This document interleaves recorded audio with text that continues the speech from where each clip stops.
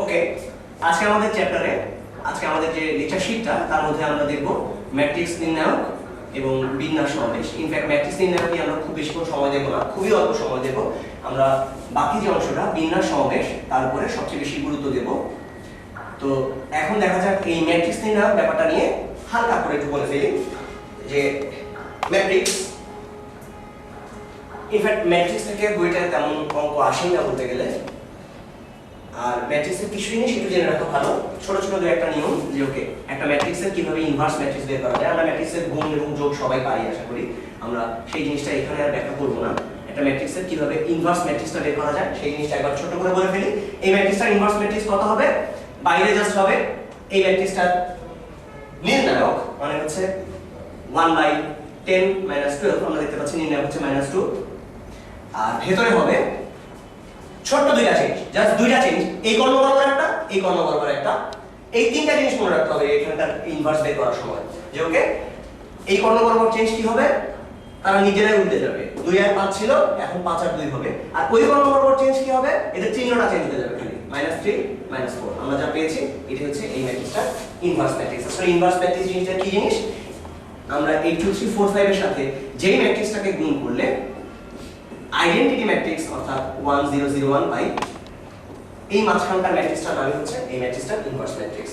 আচ্ছা, যদি বড় হয়ে যায়, যদি এই জিনিসটা অনেক বড় হয়ে যায় মানে কি, যদি 3/3 কিংবা 4/4 আকারের ম্যাট্রিক্স হয় তখন কিভাবে ইনভার্স করা যাবে? আসলে 2/2 এর জন্য জাস্ট শর্টকাট পদ্ধতি। আর 3/3 যদি হয়ে যায় কিংবা 4/4 কিংবা 2/2 যে কোনো জিনিসের জন্য জেনারেলাইজ একটা পদ্ধতি আছে, সেই জিনিসটা একটু আমি বলে ফেলি যে জিনিসটা কেমন হবে। ধরা যাক একটা ম্যাট্রিক্স দেওয়া আছে 1 3 5 2 2 9 3 1 0। এই ম্যাট্রিক্সটা ইনভার্স ম্যাট্রিক্স কত হবে? তো এই ক্ষেত্রে সবচেয়ে ভালো বুদ্ধি হচ্ছে আমাদের ক্যালকুলেটর ব্যবহার করা। ক্যালকুলেটর দিয়ে খুব ইজিলি এই ম্যাট্রিক্সের ইনপুট দিয়ে ইনভার্স বের করে ফেলা যায়। আর যদি আমাদের কাছে মনে হয় যে ক্যালকুলেটর দিয়ে করটা আমার কাছে সুবিধা মনে হচ্ছে না, কিংবা বইয়ের এরকম একটা প্রশ্ন আসার চান্স যদিও নেই আসলে, তাহলে সেই অবস্থায় এর ইনভার্স কি হবে? তো আমরা ইনভার্সটা জাস্ট নিয়মটা শিখে ফেলি। এটার ইনভার্স হবে 1/, এটা হচ্ছে এই ম্যাট্রিক্সটার ডিটারমিনেন্ট মানে হচ্ছে নির্ণায়ক। এই ম্যাট্রিক্সটার আগে নির্ণায়ক বের করে নিতে হবে, তার সঙ্গে অ্যাডজয়েন্ট ম্যাট্রিক্স অফ এ। ওরে বাবা, এরকম নাম তো কখনোই শুনি নাই, তাই না? এই অ্যাডজয়েন্ট ম্যাট্রিক্স হলো কি জিনিস? অ্যাডজয়েন্ট ম্যাট্রিক্স হচ্ছে সেই ম্যাট্রিক্স যেখানে দুইটা কাজ করা হয়েছে। কি কি কাজ করা হয়েছে? প্রথম কাজটা হচ্ছে আগে সারি কলাম উল্টাও,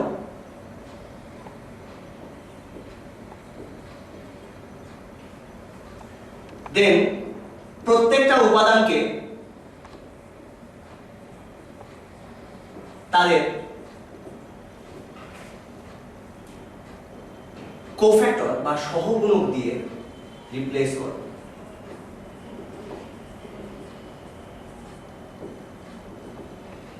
এই দুইটা কাজ করলে অ্যাডজয়েন্ট ম্যাট্রিক্স পাওয়া যায়। তো আমরা এটার জন্য খেয়াল করে দেখি যে এই ম্যাট্রিক্সটা আমরা আগে নির্ণায়ক বের করার যদি চেষ্টা করি তাহলে কেমন আসবে? নির্ণায়ক বের করলে আসবে 1, এখানে আসবে 0 - 9 - 3 ইনটু এখানে আসবে 0 - 27, আর এখানে পাওয়া যাবে +5 ইনটু 2 - 6। ফলে এটা পাওয়া যাবে হলো -9, আর এই দুটো মিলিয়ে 81, আর এখানে হয়তো -20। শেষ পর্যন্ত যা আসবে কত আসে? 81 - 29, that means 52। তো 52 হচ্ছে এর নির্ণায়ক। আমরা নির্ণায়কটা বের করে ফেললাম। তারপরে যেটা করতে হবে, এখন অ্যাডজয়েন্ট অফ এ, এটা কেমন আসবে? এটা হবে আগে সব সারি কলাম উল্টানো, সব সারি কলাম আগে উল্টে ফেলি। এটাকে বলে ট্রান্সপোজ করা। সারি কলাম উল্টানোকে বলে ট্রান্সপোজ করা। আগে সব ট্রান্সপোজ করি। ট্রান্সপোজ করলে কি আসবে? যেখানে সারি ছিল সেখানে সব কলাম হয়ে যাবে, কলামের জায়গায় সারি হয়ে যাবে। ফলে 1 2 3 চলে আসবে এই বরাবর, 3 2 1 তারা চলে যাবে এই বরাবর, 5 9 0 ছিল সে ঘুরে এই চলে যাবে 5 9 0। এটা আগে ট্রান্সপোজ করে নিলাম। এবার অ্যাডজয়েন্টটা হবে এই প্রত্যেকটা উপাদানকে জায়গায় তাদের সহগুণক দিয়ে রিপ্লেস হবে। মানে কি? অ্যাডজয়েন্ট অফ এ, এটা কেমন হবে? অ্যাডজয়েন্ট অফ এ হবে 1 এর জায়গায় হবে 1 এর যে কোফ্যাক্টর, 1 এর কোফ্যাক্টর কত আছে? 1 এর কোফ্যাক্টর আছে এটা এই 2910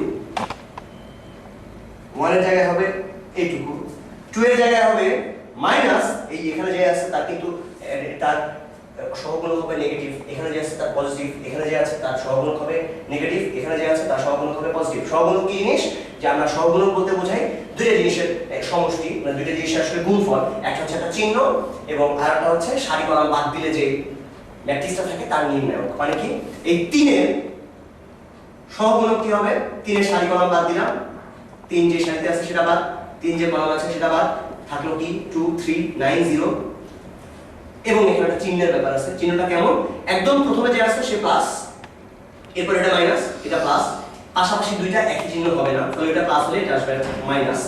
আর এমনিতে একটা ফর্মুলা আছে এরকম যে চিহ্নটা হবে এরকম -1 to the power row plus column, সে কোন রোতে আছে আর কোন কলামে আছে তার যোগফল যেটা হবে সেটা যদি জোড় হয় আসলে তাহলে -1 টু দি পাওয়ার জোড় করলে প্লাস হয়ে যাবে, -1 টু দি পাওয়ার বিজোড় করলে মাইনাস হয়ে যাবে। আমরা এখানে লক্ষ্য করি সে 2 নাম্বার সারির 1 নাম্বার কলামে আছে, সো 2 প্লাস 1 এটা মিলে 3 হয়ে যাবে, -1 টু দি পাওয়ার 3 মানে মাইনাস এই আসবে। সো এইটা হচ্ছে এই 3 এর কোফ্যাক্টর। তো যাই হোক আমরা এই 3 এর কোফ্যাক্টর বের করে ফেলেছি। তেমন করে প্রত্যেকটার কোফ্যাক্টর এই 1 এর জায়গায় বসবে 1 এর কোফ্যাক্টর, 2 এর জায়গায় 2 এর কোফ্যাক্টর, 3 এর জায়গায় 3 এর কোফ্যাক্টর। এটা বললে আমরা যেটা পাবো সেটা হচ্ছে অ্যাডজয়েন্ট অফ a, এবং তারপরে a কে একদম বাইরে এই 1/52 নিতে হবে, কারণ আমরা দেখতে পাচ্ছি এখানে 1 বাই নির্ণায়ক নেওয়া আছে। এটা করলে যে ম্যাট্রিক্সটা পাওয়া যাবে সেটি হচ্ছে এটা ইনভার্স ম্যাট্রিক্স। বোঝা যাচ্ছে এটা অনেক ঝামেলার ব্যাপার, কোনো দরকার নেই, কারণ বইয়ের ভর্তি পরীক্ষায় এই জিনিস আসে না। ওকে, আমরা তারপরও জেনে রাখলাম, আমাদের ভবিষ্যতে কাজে লাগবে। ওকে, এটা বাদ আমরা এই টপিকসে আর থাকবো না। আমরা এখন দেখতে চাই নির্ণায়ক। নির্ণায়কের ক্ষেত্রেও তেমন খুব বেশি কিছু বলার নেই। নির্ণায়ক ক্ষেত্রে যে ধরনের জিনিস আসে সেটা নিয়ে একটু বলে ফেলা যাক। নির্ণায়কের কিছু প্রপার্টি মনে রাখলে অনেক সুবিধা হয়। যে আমরা জানি যে 3 5 7 6 8 10, আমি হয়তো তোমাকে প্রশ্ন করলাম যে এই নির্ণায়কের মান কত, তুমি কোনো কিছু চিন্তা না করে দুম করে বলে দিতে পারো এই নির্ণায়কের মান হচ্ছে 0। নির্ণায়কের মান কখন 0 হয় জাস্ট এই জিনিসটা একটু মাথার মধ্যে রাখো। যদি কখনো দেখো যে এরা সমান্তর ধারায় যাচ্ছে, আরেকবার বলছি আমি, 2 3 4 এরা সমান্তর ধারায় আছে, 3 5 7 এরা সমান্তর ধারায় আছে, 6 8 10 এরা সমান্তর ধারায় আছে, তখন তুমি কোনো চিন্তা না করে বলে দিতে পারো এটার মান হবে 0। কেন ভাইয়া এটা কেন 0 হবে? সেই কারণটা আসলে খুব বেশি সিম্পল। কারণ আমরা যদি কখনো এই দুটো কলামের মধ্যে অপারেশন করি, আমরা যদি বলি যে c1 dash equal to c1 minus c2, তখন খেয়াল করো তখন কি চলে আসবে? এটা আসবে -1, এটা -2, এটা -2। আবার যদি c2 dash equal to c2 minus c3 করি, সেই অপারেশনটা করলে একই জিনিসই পাবো, -1 -2 -2। তার মানে হচ্ছে দুইটা কলাম সেম হয়ে যাচ্ছে। দুইটা কলাম যদি সেম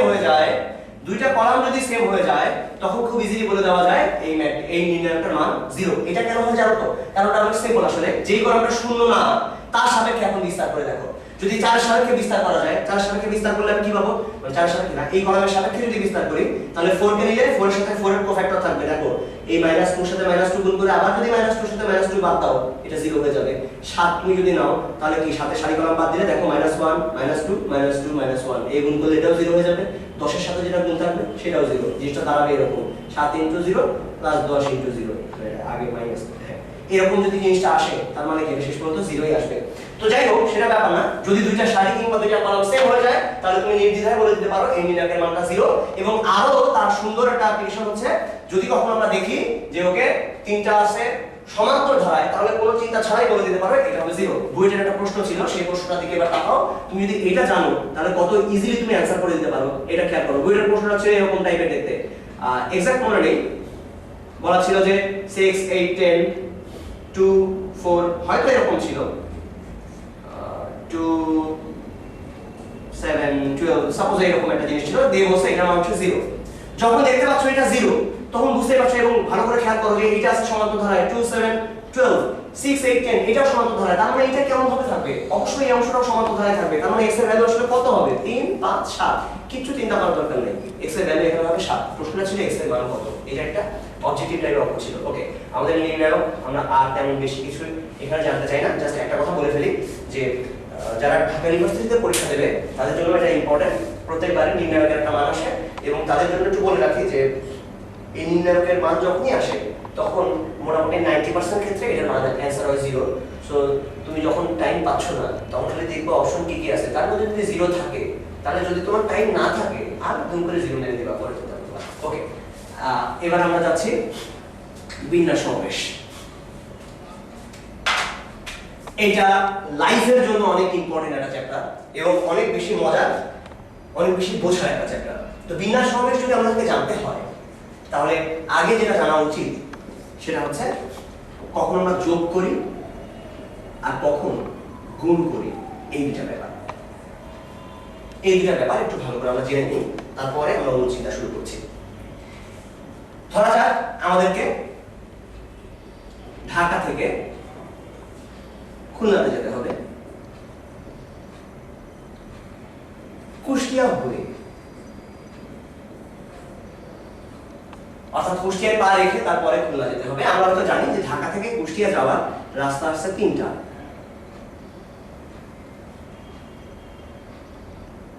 আর কুষ্টিয়া থেকে আবার খুলনা যাওয়ার রাস্তা আছে চারটা। তো এখন আমাকে যদি বলা হয় ঢাকা থেকে কুষ্টিয়া হয়ে খুলনা কতভাবে যাওয়া যেতে পারে, তখন সেটা কি হবে? তখন আমরা জাস্ট দেখি, যদি আমরা আগে এই পথে আসি, কুষ্টিয়া যাওয়ার পরে আমাদের সামনে পথ থাকবে কতগুলো? চারটা।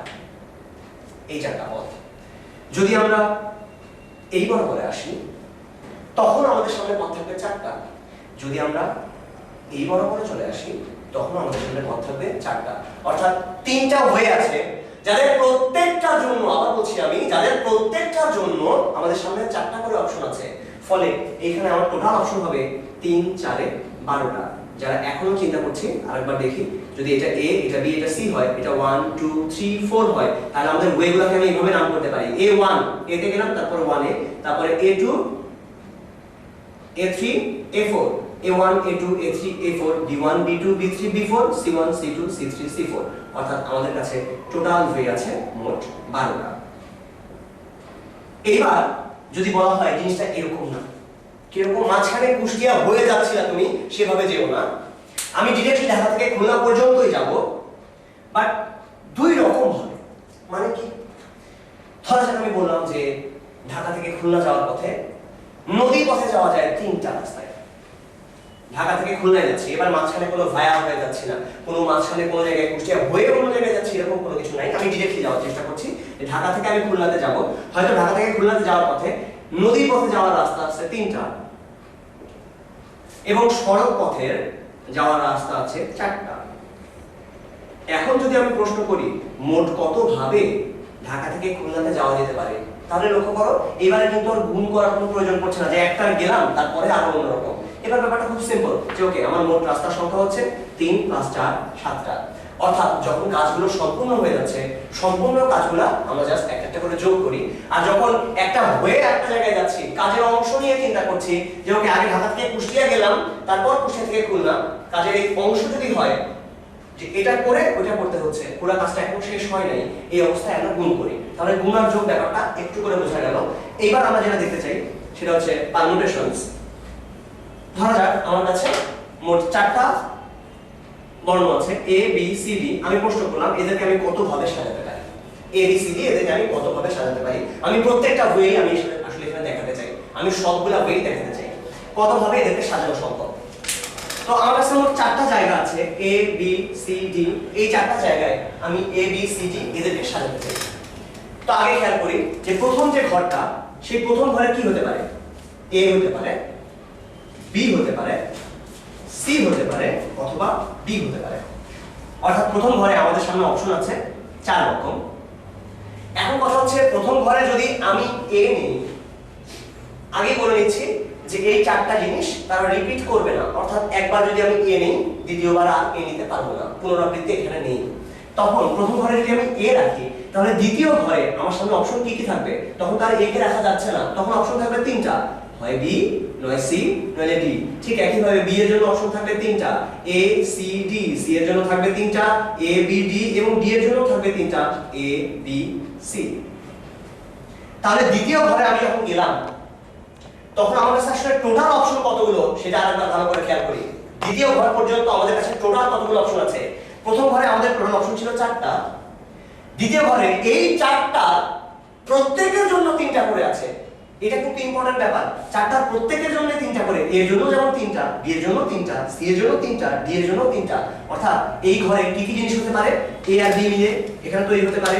এই সেকেন্ড ঘরটার জন্য আমি যখন লক্ষ্য করছি, সেকেন্ড ঘরে কি কি হতে পারে, এ বি হতে পারে, এ সি হতে পারে, এ ডি হতে পারে, বি এ হতে পারে, বি সি হতে পারে, বি ডি হতে পারে, C A, C B, C D, D A, D B, D C, এরকম করে মোট 12টা অপশন হতে পারে।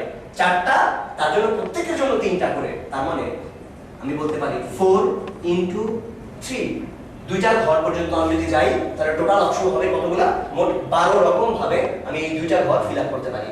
এই 12 রকম ভাবে ফিল আপ করা যায়। এবার আমরা তৃতীয় ঘরের কথা চিন্তা করছি। থার্ড যে ঘরটা, মোট 4টা ঘর আমাদের কাছে আছে, তার জন্য আমরা চিন্তা করি যদি আমরা আগে এ বি নিয়ে ফেলি, এ বি নিয়ে ফেলি প্রথম দুইটা ঘরে, তখন থার্ড ঘরে আমাদের সামনে অপশন থাকবে দুইটা, হয় সি নাইলে ডি, কারণ এ বি তো আগে নিয়ে ফেলছি।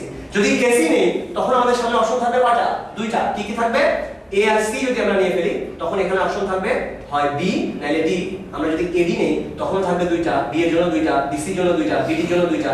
এমন করে প্রত্যেকের জন্যই আমি দেখতে পাচ্ছি আর কতগুলো করে আছে, দুইটা করে। তাহলে আমরা দেখলাম এখানে মোট 12টা আছে, যাদের প্রত্যেকের জন্যই দুইটা করে আছে। তার মানে মোট কতগুলো অপশন হবে, 24টা। 12 গুণে 24টা অপশন আমি এই থার্ড কেসে গিয়ে পাবো। এই জিনিসটা ইম্পর্টেন্ট। তার মানে আমরা তৃতীয় ঘরে দেখতে পাচ্ছি আমাদের অপশন আছে দুইটা করে করে, প্রত্যেকের জন্য দুইটা করে। তার মানে আমরা তৃতীয় ঘর পর্যন্ত টোটাল অপশন হচ্ছে 4 ইনটু 3 ইনটু 2। তৃতীয় ঘরে যখন আমি গেছি তখন আমার সামনে আসলে এই ধরনের জিনিসগুলো আমরা পেয়েছি অলরেডি। এ বি সি, এখান থেকে পাবো A B D, A C B, A C D, এরকম করে এডির জন্য কিছু পাওয়া যাবে।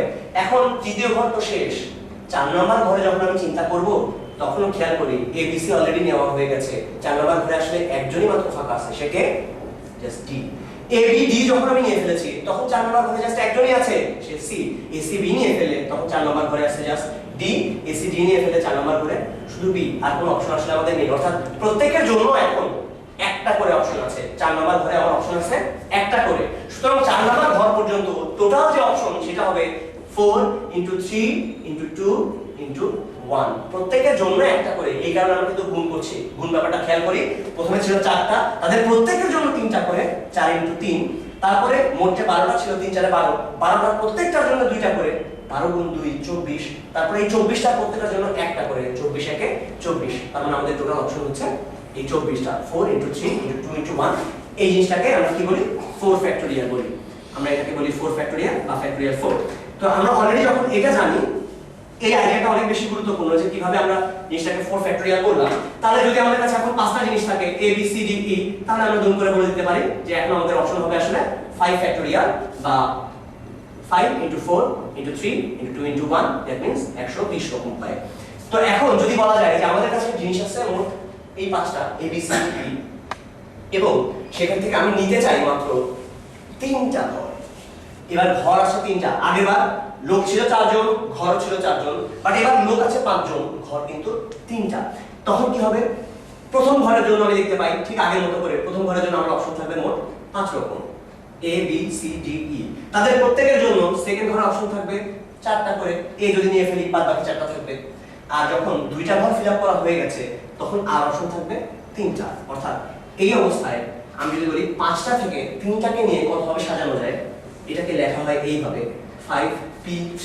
5টা থেকে 3টাকে নিয়ে সাজানো যায় কত উপায়, 5 ইনটু 4 ইনটু 3। কোন ফর্মুলা যদি তোমরা জেনে থাকো সেই ফর্মুলা পরে শেখো, আগে এই বেসিক জিনিসটা শেখো যে 5p3 মানে হচ্ছে 5 থেকে শুরু করে জাস্ট 3টা সংখ্যার গুণফল। আমি যদি বলি 100p2, এটা মানে কি, তার মানে হচ্ছে জাস্ট দুইটা ঘর আছে আমার কাছে, প্রথম ঘরে থাকবে 100, দ্বিতীয় ঘরে 99, এটাই आंसर। আমার কোন ফ্যাক্টোরিয়ালের ফর্মুলা যদি জেনে থাকি সেটা একটু পরে শিখবো আমরা। আচ্ছা, তাহলে এটাই মেইন আইডিয়া। তোমরা তোমাদের ক্যালকুলেটরে কখনো 1000p2 দিলে প্রবাবলি आंसर দিতে পারবে না, বাট তুমি কিন্তু জানো যে এটার মানটা আসলে কত। প্রথম ঘরে 1000, দ্বিতীয় ঘরে থাকবে 999, সো आंसर হবে 999000। যদি এখানে 1 লক্ষ থাকে তাহলে তোমার এই आंसरটা করতে ভুল হওয়ার কথা না। তো এখন আসো যে আমরা এবার একটু লক্ষ্য করি যে এই যে ফর্মুলাটা আমরা কেবল দেখলাম, যে আমরা দেখলাম যে যদি 10টা থেকে 3টাকে নেওয়া যায় সেটা কোনভাবে নেওয়া যেতে পারে। প্রথম ঘরে 10 উপায়, দ্বিতীয় ঘরে 9 উপায়, তৃতীয় ঘরে 8 উপায়।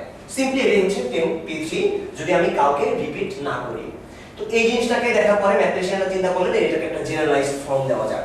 তারা বললেন যে আচ্ছা এখানে তো 8 পর্যন্ত আছে, আমরা এক কাজ করি, এটাকে 7 6 5 এমন করতে করতে শেষ পর্যন্ত 1 পর্যন্ত গুণ করে দিই। আর যেহেতু একটা পাপ আমরা করেছি, পাপের প্রায়শ্চিত্ত করতে হবে, আমরা নিচে ভাগ করে দিই। যতগুলো উপরে গুণ করেছি সেই একই জিনিস দিয়ে নিচে ভাগ করে দিলাম। তো এখন যে অবস্থাটা দাঁড়ালো সেটা কিন্তু এখন ফ্যাক্টোরিয়াল ফর্মে চলে আসছে, কারণ 10 থেকে শুরু করে 1 পর্যন্ত এই জিনিসটাকে আমরা বলি ফ্যাক্টোরিয়াল 10, আর নিচে যেটা আছে সেটাকে আমরা বলি ফ্যাক্টোরিয়াল 7। কিন্তু আমাদের হিসাবের মধ্যে তো 7 কোথাও ছিল না, 10 আর 3 ছিল। তো 7 কে কিভাবে 10 আর 3 দিয়ে রাখা যায়? আমরা জানি 10 - 3 মানে হচ্ছে 7। তার মানে এটা 10, নিচে হবে 10 - 3। তার মানে আমরা যেটা পেলাম 10p3 মানে হচ্ছে ফ্যাক্টোরিয়াল 10/10 - 3। যদি এটা সত্যি হয় তাহলে এটা সত্যি না হওয়ার কোনো কারণই নেই, যে 11p4 হবে ফ্যাক্টোরিয়াল 11/11 - 4, npr হবে ফ্যাক্টোরিয়াল n/ফ্যাক্টোরিয়াল n - r। এইটুকু হচ্ছে বিন্যাসের একেবারে বেসিক জিনিস। তো আমরা যখন বিন্যাস শিখলাম, আমি প্রেফার করি যে এই জায়গাটাতেই আমরা ঠিক এখান থেকেই আগে সমাবেশটা শিখে ফেলি, তারপরে আমরা অন্য জিনিস শিখবো, তারপরে আমরা বিন্যাসের যে স্পেশাল কেসগুলো আছে সেগুলো নিয়ে আলোচনা করব। আমরা এখনই সমাবেশ ব্যাপারটা একটু আইডিয়া নেওয়ার চেষ্টা করি, কারণ বিন্যাস এবং সমাবেশ আসলে খুব আলাদা করে পড়ানো তেমন কোনো উচিত না। যে কোনো বিন্যাসের অঙ্ক সেটাকে আগে সমাবেশ দিয়ে চিন্তা করে তারপরে বিন্যাস করা যায় খুব ইজিলি। তো আমরা এখন বিন্যাস তার মেইন সূত্রটা যেটা সেটা দেখে ফেলেছি, যে npr মানে হচ্ছে ফ্যাক্টোরিয়াল n/ফ্যাক্টোরিয়াল n - r। এখন আমরা ncr, n সংখ্যক বস্তু থেকে r সংখ্যক বস্তু নিয়ে কতভাবে সমাবেশ করা যায়, কতভাবে বাছাই করা যায় সেই জিনিসটাকে দেখতে চাই। আগের যে প্রশ্নটা ছিল সেই প্রশ্নটাকে এখন আমরা আরেকভাবে চিন্তা করি, যে ওকে ধরা যাক আমার কাছে 3টা পোস্ট আছে, 3টা পোস্ট আমি জানি আমার কাছে মোট 3টা পোস্ট আছে। সেই 3টা পোস্ট কি কি? সেই 3টা পোস্ট হচ্ছে, একজন হলো চেয়ারম্যান, আরেকজন ভাইস চেয়ারম্যান, আরেকজন হলো সেক্রেটারি। তো আমি যদি এখন আমার যদি সামনে অপশন থাকে এ থেকে যে পর্যন্ত, আবুল বাবুল কাবুল ডাবুল ইবুল ফাবুল গাবুল হাবুল আইবুল জাবুল, এমন করে মোট 10 জন যদি থাকে, সেখান থেকে আমি নিতে চাই 3 জনকে, যাদেরকে দিয়ে আমি বাছাই করব। তো আমি কাদেরকে নেব, কিভাবে নেওয়া যায় সেই জিনিসটা একটু ভাবার চেষ্টা করি। প্রথমে আমরা যে কাজটা করতে চাই, যে ওকে এই যে ঘরটা আমরা ধরে নিই যে এই ঘরের বাইরে, এই ঘরটার বাইরে মোট 10 জন মানুষ দাঁড়িয়ে আছে। ওই পাশে ওই একটা জায়গায় মোট 10 জন লোক দাঁড়িয়ে আছে। আর ওখানে দরজা, আমরা দরজা দিয়ে ভিতরে ঢুকাবো, আগে দাঁড় করাবো, তারপর বসাবো। আমার বলছি আমি বাইরে তারা ছিল, এখানে চেয়ার 3টা দেওয়া আছে। আমি যেটা করতে চাই, আগে আমি বাইরে থেকে লোককে নিয়ে আসবো ভিতরে, তাদেরকে দাঁড় করিয়ে রাখবো, তারপর তাদেরকে এখানে বসাবো। এই হচ্ছে আমার কাজ। তো বাইরে কজন লোক দাঁড়িয়ে আছে? মোট 10 জন, এই আবুল থেকে জাবুল পর্যন্ত। তো এই 10 জন থেকে আমি আগে ভেতরে নেওয়ার চেষ্টা করি। আগে আমরা দেখি যে কতভাবে ভেতরে দাঁড় করানো যায়। যখন তারা দাঁড়িয়ে আছে, এটা একটু খেয়াল করি, যে যখন দাঁড়িয়ে আছে তখন এই এ বি ইউ যা এ ই বি কিন্তু আলাদা কোনো ব্যাপার না। আমি বললাম কে কে দাঁড়িয়ে আছে, বললাম আবুল বাবুল ইবুল, আরেকজন বলল আবুল ইবুল বাবুল, তাতে কিছু যায় আসে না। কিন্তু যখন আমরা এই চেয়ারে বসাচ্ছি তখন অনেক কিছু যায় আসে। তখন আবুল বাবুল ইবুলকে যদি এভাবে রাখা যায়, তাহলে যেটা মিন করে, নিশ্চয়ই আবুল ইবুল বাবুলকে এভাবে রাখলে একই জিনিস মিন করে না। কারণ এই অবস্থায় আগেরবার ভিসি এই ভাইস চেয়ারম্যান ছিল বি আর সেক্রেটারি ছিল ই, কিন্তু এখন কি আর তাই আছে? এখন কিন্তু ভাইস চেয়ারম্যান আর সেক্রেটারি এই দুটো চেঞ্জ হয়ে গেছে। সো কতভাবে আগে তাদেরকে এরকম দাঁড় করানো যায়, তাদেরকে নিয়ে একটা সেট গঠন করা যায়। সেট গঠন করলে তাদের ভিতরে কে আগে পরে বললাম সেটা ইম্পর্টেন্ট না, আগে সেই জিনিসটা একটু খেয়াল করি। তো আমরা নরমালি জানি যে এই 10 জন থেকে 3 জনকে নিয়ে কতভাবে সাজানো যায়, এই জিনিসটা আমরা জানি। আসলে আমরা একটু আগে শিখেছি, সেটা হচ্ছে 10p3, এটার মানে হচ্ছে 10, এই ঘরে পাওয়া যাবে 10 ভাবে, ইনটু 9 ইনটু 8, দ্যাট মিন্স এটা হতে পারে 720 উপায়ে। তার মানে ওই 10 জন থেকে আমি 3 জনকে এনে এখানে বসাতে পারি, এখানে সরাসরি বসাতে পারি, এটা 720 উপায়ে হওয়া সম্ভব। কিন্তু আমি তো ডিরেক্টলি বসাতে চাচ্ছি না, আমি চাচ্ছি আগে তাদেরকে এনে দাঁড় করাবো, এই দাঁড়ানো যারা আছে তাদেরকে আমি এখানে বসাবো। ধরা যাক তাদেরকে যে দাঁড় করানো যাবে, দাঁড় করানোর সময় কিন্তু অর্ডারটা ইম্পর্টেন্ট না। আবার বলছি, আমি দাঁড় করানোর সময় কে আগে কে পরে সেটা ইম্পর্টেন্ট না, বসানোর সময় সেটা ইম্পর্টেন্ট। তো যখন আমি দাঁড় করাচ্ছি, ধরা যাক সেই অবস্থায় নতুন একটা নাম দিলাম আমি, এটা একটা নতুন জিনিস, যে এই এতভাবে দাঁড় করানো সম্ভব। এতভাবে কয়জনকে দাঁড় করানো সম্ভব? 10 জন থেকে 3 জনকে এখানে এনে দাঁড় করানো সম্ভব, এতভাবে সেট বানানো সম্ভব। এখন আমার কথা হচ্ছে, এই প্রত্যেকটা সেটকে, এই যে 3টা চেয়ার আছে, এই তিনটা চেয়ারে কত ভাবে বসানো যায় আমরা জানি যে পাঁচটা বস্তুকে পাঁচটা জায়গায় বসানো যায় 5 ফ্যাক্টরিয়াল উপায়ে, চারটা বস্তুকে চারটা জায়গায় বসানো যায় 4 ফ্যাক্টরিয়াল উপায়ে। তাহলে এখন আমরা কতগুলো বস্তু আমাদের কাছে দাঁড়িয়ে আছে, কতজন মানুষ দাঁড়িয়ে আছে? তিনজন। এবং তাদের জন্য চেয়ার কতগুলো খালি আছে? তিনটা। তিনজন মানুষকে তিনটা চেয়ারে কত ভাবে বসানো যায়? ফ্যাক্টরিয়াল 3 উপায়ে। তাহলে আমরা 10 জন থেকে 3 জনকে নিয়ে বসিয়ে ফেলতে পারলাম। এবং এই ওয়েটাই অবশ্যই একটু আগে আমি যেটা কথা বলেছিলাম 10 জন থেকে 3 জনকে নিয়ে কতভাবে বসানো যায় তার সমান। তার মানে কি? আমরা তার মানে এখান থেকে দেখতে পাচ্ছি 10c3 এটা আসলে 10p3 বাই ফ্যাক্টরিয়াল 3। ইনফ্যাক্ট আমরা যে কাজটা করলাম সেটা আমরা বলি, এই জিনিসটা একেবারে বেসিক একটা ধারণা যে আগে আমরা বাছাই করে নেই তারপরে সাজাই। এটা খুবই খুবই খুবই বেসিক একটা ধারণা যে NCR আগে ডেকে আনো, n জন লোক থেকে 8 জন লোককে এখানে ডেকে এনে দাঁড় করাও, তারপরে এই 8 জন লোককে তুমি যদি বসাও তাহলে তুমি বুঝে যাবে যে n জন লোক থেকে 8 জন লোককে কতভাবে বসানো যায়। এবং এখান থেকেই আমরা NCR এর ফর্মুলাটা জেনে যাই। NCR আসলে NPR কে r ফ্যাক্টরিয়াল দিয়ে ভাগ করলে যা হয় সেই জিনিসটা, অর্থাৎ উপরে থাকবে ফ্যাক্টরিয়াল n বাই নিচে ফ্যাক্টরিয়াল n - r, তার সঙ্গে আরও থাকবে ফ্যাক্টরিয়াল r। এবার আমরা আবার বিন্যাসে ফিরে যেতে চাই এবং বিন্যাসের কিছু অঙ্ক একটু দেখতে চাই।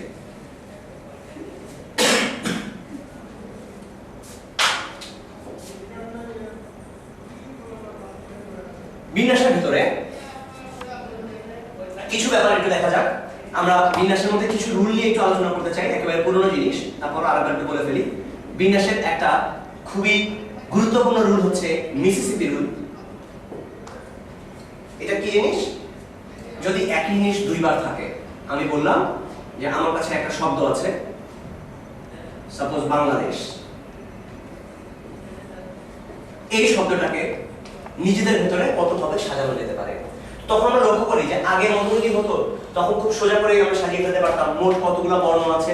1 2 3 4 5 6 7 8 9 10, 10টা বর্ণ আছে। 10টা বর্ণ যদি প্রত্যেকই আলাদা আলাদা হতো তখন আমরা খুব সহজেই বলে ফেলতে পারতাম এটা হচ্ছে ফ্যাক্টরিয়াল 10 উপায়ে। কিন্তু এখন আমরা দেখতে পাচ্ছি যে এর ভিতরে কি আছে?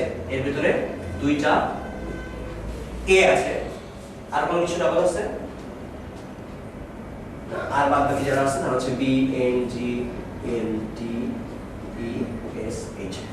সো দুইটা এ আছে। এই অবস্থায় কি হবে সেটা বুঝতে গেলে আমরা একটা ছোট উদাহরণ নিয়ে চিন্তা করি। সাপোজ উদাহরণটা হচ্ছে এ বি সি ডি। একটু আগে আমরা যেটা নিয়ে কাজ করেছি সেটা আমরা দেখেছিলাম যে এ বি সি ডি কে নিয়ে সাজানো যেতে পারে টোটাল কত উপায়ে? টোটাল 24টা উপায়ে, কারণ ফ্যাক্টরিয়াল 4 উপায়ে। তো সেই 24টা উপায় আর আমরা একটু দ্রুত দেখে ফেলি। আমরা একবার একটু ভালো করে খেয়াল করি যে 24টা উপায় আসলে কেমন ছিল। সেই 24টা উপায় এরকম ছিল, এ বি সি ডি। এ কে যদি সামনে রাখা যায় তখন এই যে বাকি অংশগুলো আছে, এই ডি কে যদি পেছনে আমি লিখে দিই তাহলে সাজানো যাবে এ সি বি। ডি কে পেছনে আগে লিখে দিই, এখানে সাজানো যাবে A C B, B A C, B C A, C A B, C B A. D কে যদি পেছন থেকে সেকেন্ড পজিশনে রাখা যায় তাহলে সাজানো যাবে কত ভাবে? আবারও 6 ভাবেই। এবং সেখানে আসলে এই জিনিসগুলো রিপিট হবে। এই এসিবি ছিল সেটাকে আমি এভাবে লিখব, বিএসি ছিল এই বিএসি, এখানে আবার বিসিএ, এখানে সিএবি, আর এখানে ছিল সিবিএ। যদি ডি কে আমি সামনে থেকে সেকেন্ড পজিশন অর্থাৎ দ্বিতীয়, এই প্রথম থেকে বাম পাশ থেকে দ্বিতীয় পজিশনে রাখি তাহলে আসলে আলটিমেটলি একই জিনিসই থাকবে। এখানেও এই ডি কে রাখলে এখানে ABC, D D D D D, এখানেও ঠিক একই ভাবে মোট 6 রকম ভাবে হবে। আর ডি কে যদি সামনে রাখা যায় তখন একেবারে সামনে থাকবে ডি এ বি সি, এখানে থাকবে ডি এ সি বি। এমন করতে করতে করতে করতে মোট 6টা উপায় রাখা যাবে। তাহলে 6 6 6 6 মোট 24টা উপায় আমি এদেরকে সাজাতে পারবো। এখন আমার কথা হচ্ছে যদি আমি এই কাজ করি, আমি বি এবং সি কে বলে দিলাম বাবা আজ থেকে তোমাদের নাম হচ্ছে এ, তাহলে ওরা কি দাঁড়াবে? ওরা দাঁড়াবে এখন এ এ এ ডি। এখন ব্যাপারটা কেমন হবে? এখনো কি আমি এই টোটাল 24টা উপায় সাজাতে পারবো? আসলে আমি টোটাল 24টা উপায় সাজাতে পারবো না। কেন পারবো না? তার কারণ হচ্ছে এইখানে যে লাস্টে যখন ডি থাকবে তখন এই এ বি সি এরা হয়ে যাবে কি এ এ এ ডি। এরা হয়ে গেল এখন এরকম যে এ এ এ ডি।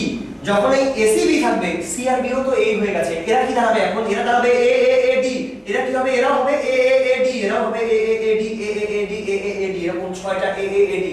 এরা আলাদা কোনো কিছু মিন করে না, এরা সবাই আসলে একটাই, সেটা কি এ এ এ ডি। ঠিক একই ভাবে এইখানে যারা যারা আছে তাদের কথা আমরা একটু চিন্তা করি। তারা কি হয়ে যাবে, তারা হবে এ এ ডি এ আডা, এরা কি হবে, এরা হবে এ এ ডি এ আডা, এমন করে করে এরা হবে আডা আডা আডা আডা। আর এখানে যারা আছে তারা কি হবে এ এডি, আর এরা তো এ হয়ে গেছে এখন, সো এরা হবে এডি এ, এরা হবে আডা, এরা হবে আডা আডা আডা। আর লাস্টে যারা আছে তারা কি হবে, তারা হবে ডা। তাহলে আসলে এই যে 24 রকম জিনিস ছিল, এই 24 রকম জিনিস মিলে এখন আর 24টা নেই, এখন কতগুলো হয়েছে, জাস্ট মাত্র 4 রকম। আর আড আডা ডা, এর মোট 4 রকম জিনিস আমরা পেয়েছি। অর্থাৎ কি হলো আসলে, আসলে যেটা হলো সেটা হচ্ছে এই 24 রকম জিনিস তারা 6টা করে করে জাস্ট একটা জিনিস হয়ে গেছে, প্রতি 6টা মিলে একটা রকম জিনিস হয়ে গেছে। ফলে যেটা হয়েছে আসলে এই 24 কে আসলে 4 দিয়ে ভাগ করা হয়ে গেছে না, 24 কে আসলে 6 দিয়ে ভাগ করা হয়ে গেছে। প্রতি 6টা মিলে 24টা মিষ্টি ছিল, 6টা করে করে নিয়ে যদি প্যাকেট করা যায় তাহলে কতগুলো প্যাকেট হবে, মোট 4টা প্যাকেট দাঁড়াবে। এই হচ্ছে আমাদের আনসার। এখন এই 6টা আসলে কোথা থেকে আসলো, ওই যে 3টা ছিল, যেই তিনজন একই জিনিস হয়ে গেছে এ বি সি, তারা এখন 3টাই কি হয়ে গেছে, এ হয়ে গেছে। ফলে ওই 3টা যারা নিজেদের মধ্যে সাজতে পারতো 6টা উপায়ে, সেই 6টা সাজ কোনো কাজে লাগছে না এখন, এই 6 জন মিলে আসলে একজন হয়ে গেছে। ফলে এই 3 জন মিলে আসলে সাজতে পারতো ফ্যাক্টরিয়াল 3 অথবা 6 উপায়ে, অর্থাৎ এই 6 এর পরিচয় হচ্ছে ফ্যাক্টরিয়াল 3 আর এই 24 এর পরিচয় হচ্ছে ফ্যাক্টরিয়াল 4 বাই নিচে ফ্যাক্টরিয়াল 3। তার মানে আমাদেরকে কি করতে হবে আসলে, কত ভাবে তারা নিজেদের ভিতরে সাজতে পারে সেই জিনিসটা দিয়ে আসলে ভাগ করে দিতে হচ্ছে। আমরা এখানে এক্স্যাক্টলি সেই কাজটাই করেছি। আমরা এ বি সি কে, অর্থাৎ এ এ বি এর ক্ষেত্রে যারা একই রকম ছিল, 3টা একই রকম ছিল, আমি 3 ফ্যাক্টরিয়াল দিয়ে ভাগ করে দিয়েছি। ঠিক একই ভাবে আমরা যখন বাংলাদেশ নিয়ে চিন্তা করব তখন এই টোটাল এখানে মোট সংখ্যা আছে 10টা, আর এই যে নিচে আমরা 2 ফ্যাক্টরিয়াল দিয়ে ভাগ করে দেব। এই 2 ফ্যাক্টরিয়াল কার সৌজন্যে, এই এ এর সৌজন্যে আসবে, কারণ এ আছে 2টা। ওকে, আমরা এই রুলটা একেবারে কমন একটা রুল। এরপরে আমরা যে রুলগুলো একটু দেখতে চাই, এবারে কিছু অঙ্ক করা যাক। ইনফ্যাক্ট এইখান থেকে খুব কমন কিছু রুল থেকে শেষ পর্যন্ত অঙ্কগুলো আসে, অঙ্কগুলো খুব জটিল কোনো অঙ্ক দেওয়া হয় না, তারপরও কিছু জিনিস জেনে রাখা ভালো। ধরা যাক আমাদেরকে বললো যে আমাদের কাছে কিছু সংখ্যা আছে 6 5 0 2 3, এগুলো দিয়ে 4 অঙ্কের অর্থপূর্ণ কতগুলো বেজোড় সংখ্যা গঠন করা যায়।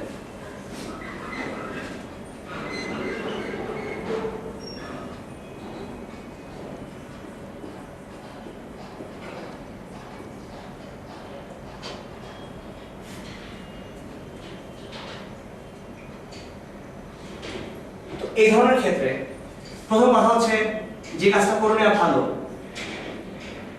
আমরা নিজেরা একটা ছক মতো করে ফেলি এবং দেখার চেষ্টা করি যে কোন কোন জিনিস এখানে হওয়া সম্ভব না, সেই জিনিসগুলো আগে ভালো করে দেখি যে আসলে কি কি হবে এখানে। শেষ ঘরে অবশ্যই 3 বা 5 থাকবে, কারণ কি বলা হয়েছে, বিজোড় সংখ্যা। আর একেবারে প্রথম ঘরে যেহেতু অর্থপূর্ণ বলেছে, যদি এরকম একটা সংখ্যা হয় এটাকে আমরা 4 অঙ্কের অর্থপূর্ণ সংখ্যা বলতে পারি না, কারণ এই সামনের শূন্য কোনো অর্থ নাই আসলে। তার মানে জিনিসটা দাঁড়াচ্ছে আসলে 3 অঙ্কের, তার মানে একেবারে বাইরে শূন্য থাকতে পারবে না। তো এইবার আমরা খেয়াল করি যে আমাদের সামনে এই যদি অপশন থাকে কিভাবে আমরা এই জিনিসটাকে সাজাবো। প্রথম কথা হচ্ছে বিন্যাস সমাবেশের ক্ষেত্রে একটা ব্যাপার খুব ভালো করে মাথায় রাখতে হবে, যে জিনিসটা ছোটবেলা থেকে মানুষের মাঝখানে থাকে সেটাই তোমাদেরকে আরেকবার মাথার মধ্যে রাখতে হবে, সেটা হচ্ছে নিষিদ্ধ বস্তুর প্রতি আকর্ষণ। মানে তোমাকে যে জিনিসটা মানা করা হবে এখানে, যে যেটা করা যাবে না, তুমি আগে সেই কাজটাই করবে, আগে সেটা করে নাও। যেটা মানা করা হচ্ছে যে ওকে শূন্য সামনে রাখা যাবে না, তুমি আগে শূন্যকে সামনে রাখো, দেখো যে সামনে রেখে কতভাবে করা যায়, তারপরে পুরোটা থেকে বাদ দিয়ে দাও। যে ওকে কারা কারা খারাপ আছিস, মনে করো তোমাদেরকে বলা হয়েছে যে খারাপ মানুষদের থেকে দূরে থাকবে, তুমি আগে বললে কে কে খারাপ আছিস তোরা আয়, তুমি সবাইকে আগে ডেকে নাও, খারাপ মানুষগুলোকে ডাকো, তারপরে একসাথে গুলি করে দাও, শেষ। তার মানে কি আগে ওদেরকে বেছে নাও। ওকে, তাহলে এবার আসো জিরোকে আমরা সামনে রাখার চেষ্টা করি। আমরা বললাম 0 সামনে থাকবে, ওকে থাক। আর এই 3 কে সামনে এই পেছনে রাখা আর 5 কে পেছনে রাখা খুব আলাদা জিনিস না, এটা বোঝার চেষ্টা করো। কারণ এই 3 এবং 5 এর মধ্যে এমন কোনো বৈশিষ্ট্য নাই যে 3 কে রাখলে যতভাবে রাখা যায় 5 কে রাখলে তার চেয়ে বেশি কিংবা কম ভাবে রাখা যাবে। সো 3 কে যদি আমি রাখতে পারি, তাকে 2 দিয়ে গুণ করে দিলে আমি বুঝবো 5 কে কতভাবে রাখা যায়। তাহলে এখন আমাদের সামনে এইরকম একটা অপশন দাঁড়িয়ে আছে, শূন্যকে সামনে রেখে কতভাবে 3 কে পেছনে রেখে সাজানো যায়। তো আমরা এটা একটু চিন্তা করি যে শূন্যকে সামনে রাখলে আর 3 কে পেছনে রাখলে 3 কে যদি শেষে নির্দিষ্ট করা যায়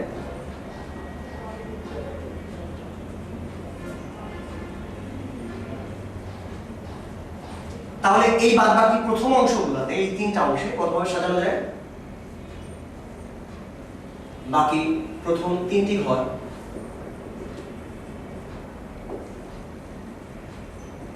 সাজানো যাবে। বাদবাকি আর কয়জন আছে? 1 2 3 4 4 জন থেকে 3 জন 4p3 উপায়ে। দ্যাট মিন্স 4 * 3 * 2 তার মানে 24 ভাবে। 3 কে শেষে রেখে আমরা এই 3টা অংশ সাজাতে পারি টোটাল 24 ভাবে। এদের ভেতরে কত জায়গায় এখন শূন্য সামনে আছে সেটা একটু খেয়াল করি। দেখো এদের মাঝখানে কিন্তু অনেক জায়গায় শূন্য সামনে থাকবে, অনেক জায়গায় শূন্য সামনে থাকবে না। কত জায়গায় শূন্য সামনে আছে সেটা এখন খেয়াল করি। এবার 3 কে শেষে রেখে 3 কে কিন্তু শেষে রেখে দিচ্ছি। 3 কে শেষে নির্দিষ্ট করে এবং শূন্যকে প্রথমে নির্দিষ্ট করে, শূন্যকে বলা হয়েছে প্রথমে তাকে রাখা যাবে না, আমরা জোর করে তাকে প্রথমেই রাখবো। প্রথমে নির্দিষ্ট করে বাকি 2টি ঘর কতভাবে সাজানো যাবে? আমাদের কাছে 0 আর 3 নেই, বাদ বাকি জায়গা আছে, বাদ বাকি ঘর আছে আমার 3 জন থেকে 2 জনকে নিয়ে আমি সাজাচ্ছি। 3p2 উপায়ে এটাকে সাজানো যাবে। দ্যাট মিন্স 6 ভাবে। তাহলে 3 কে শেষে রেখে এবং 0 কে সামনে না রেখে আমরা খেয়াল করি এই যে অপশনগুলো ছিল সেই অপশনগুলোর মধ্যে 3 শেষে ছিল কিন্তু সামনে 0 ছিল কিনা আমরা জানি না। আর এই অপশন যেগুলো সেগুলো হচ্ছে 3 শেষে ছিল এবং সামনে 0 ছিল। অর্থাৎ যদি এই 24 ভাবের উপায় থেকে এই 6 ভাবেটা বাদ দিয়ে দেওয়া যায় তাহলে সামনে 0 যেখানে ছিল সেই অংশগুলো বাদ পড়ে যাচ্ছে। অর্থাৎ তারা বাদ যদি পড়ে যায় তাহলে কি কি থাকবে? 0 কে এই 3 কে শেষে রেখে এবং 0 কে সামনে না রেখে সাজানো যায় 24 - 6 ভাবে। দ্যাট মিন্স এটা হতে পারে 18 উপায়। তাহলে এই হচ্ছে 18টা উপায় যেখানে 3 শেষে থাকবে, 0 সামনে থাকবে না। ঠিক একই ভাবে আমরা আরো 18টা উপায় পাবো যেখানে 5 শেষে থাকবে, 0 সামনে থাকবে না। তাহলে মোট উপায় সংখ্যা দাঁড়াবে ওই 3 এর জন্য 18 আর 5 এর জন্য 18। That means 18 × 2 36। টোটাল 36 উপায়ে 4 অঙ্কের অর্থপূর্ণ বিজোড় সংখ্যা আমরা পাবো। স্টেপগুলো আরেকবার একটু খেয়াল করি। আমরা যেটা করলাম 3 কে শেষে জাস্ট নির্দিষ্ট করছি, তখন সামনে কে আছে সেটা খেয়াল করি নাই, তখন সামনে 0 থাকুক বা না থাকুক সেটা নিয়ে আমাদের টেনশন নাই। 3 কিন্তু শেষে ছিলই, এই অবস্থায় রাখা যায় টোটাল 24 ভাবে। এরপর আমরা যেটা করলাম সামনে 0 কে ফিক্স করে দিলাম, তখন বাদ বাকি যে অংশ দুটো আছে তাদেরকে আমি সাজাতে পারি 6 ভাবে। অর্থাৎ এই সব জায়গায় 0 ছিল, অর্থাৎ 0 কে সামনে কতভাবে রাখা যায় সেটা আমি খেয়াল করে নিলাম। আর এখানে তো 0 ছিল কি ছিল না আমরা জানি না। তাহলে এই জায়গা থেকে যদি 0 কে সামনে রাখা অংশগুলো বাদ দিয়ে দিই তাহলে বাদ বাকি যে অংশগুলো থাকবে সেই জায়গায় 0 কখনোই সামনে থাকবে না। এখন 0 কে সামনে রেখে, 0 না রেখে আর 5 কে শেষে রেখে কতভাবে সাজানো যাবে? 3 দিকে যতভাবে যায় 5টাও ঠিক ততভাবেই যাবে। অর্থাৎ টোটাল উপায় সংখ্যা হবে 18 × 2 মোট 36 উপায়। আচ্ছা, এবারে একটা ব্যাপার একটু খেয়াল করা যাক। ধরা যাক প্রশ্ন করা গেল যে বাইরে থেকে আমি মানুষ নিয়ে আসছি, কিরকম? মোট 10 জন লোক আমাদের কাছে আছে। আবুল, বাবুল, কাবুল, ডাবুল, ইবুল, বাবুল, গাবুল, আইবুল, জাবুল। এই 10 জন লোক থেকে আমি 5 জনকে নিয়ে সাজাবো, যেখানে 2 জন সবসময় নির্দিষ্ট থাকবে। 10 জন থেকে 5 জনকে নিয়ে সাজাও যেন 2 জন সর্বদা অন্তর্ভুক্ত থাকে। আমরা 2 ভাবে এই কাজটা করতে পারি। আমরা এই কাজটা টোটাল 2 ভাবে করতে পারি, বিন্যাসের আইডিয়া ইউজ করে এবং সমাবেশের আইডিয়া ইউজ করে। আমরা 2টা উপায় দেখব যেন তোমাদের চোখগুলো আরো খুলে যায়। তো আমরা প্রথমে যেটা দেখতে চাই সেটা অনেক ইজি, সেটা হচ্ছে সমাবেশের আইডিয়াটা, এবং সেই আইডিয়াটাই আমরা আসলে ব্যবহার করার চেষ্টা করব। সেটা জানাটা আসলে বেশি গুরুত্বপূর্ণ। তো সেই আইডিয়াটা কিরকম? আমরা 10 জন থেকে 5 জনকে নিতে চাই যেন 2 জন সবসময় থাকে। কোন 2 জন? এটা হচ্ছে প্রথম কথা। কোন 2 জন আমরা তো জানি না। সো আমরা এই জায়গায় 2 জন যেহেতু নির্দিষ্ট করে দিয়ে বলেছে যে নির্দিষ্ট যে কোনো 2 জন, তো আমরা আগেই যে কোনো 2 জনকে নির্দিষ্ট করে নিই। কোন 2 জন? ধরে নিলাম এ আর বি হচ্ছে সেই দুজন বান্দা, যে এ আর বি সবসময় থাকবে। মানে এটা আমাদের দেশে দুর্নীতির মতো অবস্থা হয়েছে। মনে করো 10 জন লোক থেকে তোমাকে 5টা পোস্টে চাকরি দিতে হবে, কিন্তু আগে তারা দুইজন তোমার কাছে তদবির করে রেখেছে, ফলে তাদেরকে না নিয়ে আমরা পারছি না। তারা দুইজন সবসময় থাকবে। তো তারা কোন পোস্টে থাকবে এটা তাদের কাছে ইম্পর্টেন্ট না, যে কোনো একটা পোস্ট হলেই হলো, বাট তারা থাকবে, এটা হচ্ছে কথা। সো এ আর বি আগে থেকে আমাদের ঘরের মধ্যে এসে বসে আছে। আমরা খেয়াল করি, মনে করলাম যে বাইরে 10 জন মানুষ দাঁড়িয়ে আছে, আমরা সেখান থেকে মোট 5টা চেয়ারে 5 জন মানুষকে বসাতে চাই, কিন্তু আগে থেকে দুজন বলে রেখেছে। সুতরাং তাদেরকে আমরা যে কাজটা করলাম, আগে ঘরের মধ্যে এনে রাখলাম, জানি যে তারা থাকবে, সুতরাং তাদেরকে আগে ঘরের মধ্যে দাঁড় করিয়ে রাখি। তাহলে ঘরের মধ্যে দাঁড়িয়ে আছে এখন দুইজন এ আর বি, আর বাইরে কতজন দাঁড়িয়ে আছে? তাহলে 10 জন তো ছিল টোটাল, তাহলে বাইরে দাঁড়িয়ে আছে 8 জন মানুষ। 8 জন মানুষ বাইরে দাঁড়িয়ে আছে, ভিতরে 2 জন মানুষ দাঁড়িয়ে আছে। আমাদের ঘরে চেয়ার আছে মোট 5টা। তো এখন 5টা চেয়ারের জন্য দুইজনকে তো আমরা ক্যান্ডিডেট আগে পেয়েছি, যে দুজন থাকবে। তাহলে আর কয়জন ক্যান্ডিডেট লাগবে? আর লাগবে 3 জন। সেই 3 জনকে আমি কিভাবে পাবো? সেই 3 জনকে পাবো আমি বাকি যে 8 জন মানুষ বাইরে দাঁড়িয়ে আছে তাদের থেকে। তো 8 জন থেকে 3 জনকে কতভাবে সিলেক্ট করা যায় সেই কাজটা আগে আমরা করে ফেলি। যে ওই বাইরের যে দাঁড়িয়ে আছে 8 জন মানুষ, তার থেকে 3 জনকে সিলেক্ট করা যায় 8C3 উপায়। তা আমরা সিলেক্ট করে ফেললাম 3 জন মানুষকে। এখন আমাদের ঘরের মধ্যে কজন লোক অলরেডি চলে আসছে? 8 জন থেকে 3 জনকে আমি নিয়ে ফেলছি, আর আগে থেকেই ছিল 2 জন। এই মোট 5 জন লোক দাঁড়িয়ে আছে। এখন 5 জন লোককে তোমাকে কি করতে হবে? এই 5টা জায়গায় বসাতে হবে। 5 জন লোককে 5টা জায়গায় বসানো যায় ফ্যাক্টরিয়াল 5 উপায়। এই হচ্ছে আমাদের টোটাল উত্তর। Just simple idea. তাহলে আরেকবার খেয়াল করি, আমরা 10 জন থেকে 5 জনকে নিয়ে সাজাতে হবে, যেন নির্দিষ্ট 2 জন সর্বদা অন্তর্ভুক্ত থাকে। তাহলে 2 জনকে আগে আমরা ঘরের মধ্যে এনে রাখলাম, আমরা তাদেরকে নিয়ে চিন্তা করছি না। বাইরে দাঁড়িয়ে আছে 8 জন মানুষ, তাদের থেকে ঘরের মধ্যে ঢোকালাম 3 জনকে 8C3 উপায়ে। এখানে কিন্তু ঘরে যখন আমরা ঢোকাচ্ছি, দাঁড় করিয়ে যখন ঢোকাচ্ছি, তখন কিন্তু আমরা সেখানে সাজাচ্ছি না তাদেরকে, কারণ তারা সাজানোটা তখন কিছু মিন করে না। এখন 5 জন লোক আমাদের ঘরে রয়েছে, সেই 5 জন লোককে আমি যখন বসাচ্ছি, তখন আমরা পারমুটেশনের কনসেপ্ট ইউজ করছি। আমরা ফ্যাক্টরিয়াল 5 উপায়ে তাদেরকে সাজাতে পারি। এবার আমরা ডিরেক্টলি পারমুটেশন দিয়ে করতে চাই। এটা ছিল একটা ওয়ে, যেখান থেকে আমরা পেয়ে যাবো আসলে কত আনসার আসবে। 8 × 7 × 6 by factorial 3। এটা 56 × 120। সো এরকম একটা আনসার হয়তো আসবে। তো এখন আমরা দেখি যে যদি আমরা সরাসরি পারমুটেশনের কনসেপ্ট ইউজ করতাম, তখন কিভাবে এটাকে পারা যেত। তখন আমরা করতাম এইভাবে যে ওকে, 2 জন মানুষ সবসময় থাকবে, তাহলে সেই 2 জনকে আগে পোস্ট দিয়ে ফেলি। সেই 2 জনকে আমি আগে সাজাই এই চেয়ারের মধ্যে। চেয়ার কতগুলো আছে? চেয়ার আছে মোট 5টা। এই 5টা চেয়ারে যে কোনো 2টা জায়গায় ওই 2 জন মানুষকে কতভাবে সাজানো যায়? 5P2 উপায়। অর্থাৎ বাইরে থেকে লোক না রেখে ভিতরে যে 2 জন ছিল, তাদেরকে আগেই আমি চিন্তা করছি যে ওকে, আই দেখি তো তোরা কোন কোন চেয়ারে বসলে ভালো লাগে। তারা বসে বসে চেয়ারে বেস করছে, তো তারা কতভাবে এখন সাজতে পারে? 5P2 উপায়ে। বাদ বাকি কয়টা চেয়ার তাহলে খালি থাকলো? তারা যদি 2টা চেয়ারে বসে পড়ে, চেয়ার খালি আছে এখন 3টা। সেই 3টা চেয়ারে আর বাইরে কতজন মানুষ দাঁড়িয়ে আছে? 8 জন মানুষ বাইরে দাঁড়িয়ে আছে। তারা এই 3টা চেয়ারে তারা কতভাবে বসতে পারবে? 8P3 উপায়। এটা আসলে একই নিশিমিন করবে।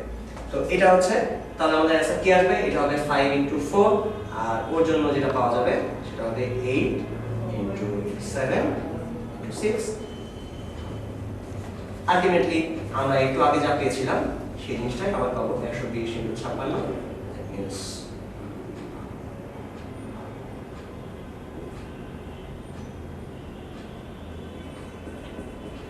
এতটুকু উপায়। আচ্ছা, এবার আমরা আরেকটা কেস দেখি। বিন্যাস সমাবেশের ভিতরে আমাদের প্রায় এই ধরনের জিনিস নিয়ে কাজ করতে হয়। সেটা হচ্ছে পাশাপাশি রেখে না রেখে, একত্রে না রেখে, পাশাপাশি না রেখে, এই ব্যাপারগুলো একটু দেখি।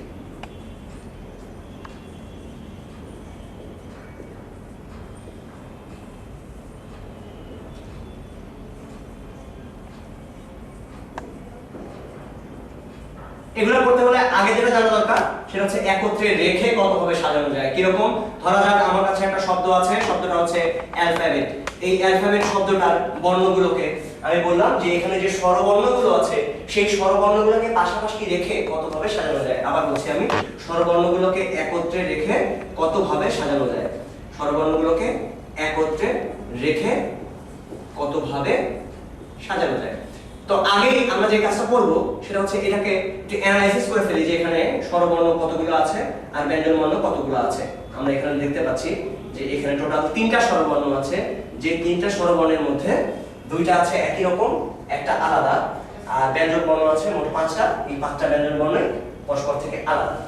আচ্ছা, তো এই অবস্থায় আমরা চাচ্ছি স্বরবর্ণগুলোকে একসাথে রাখতে।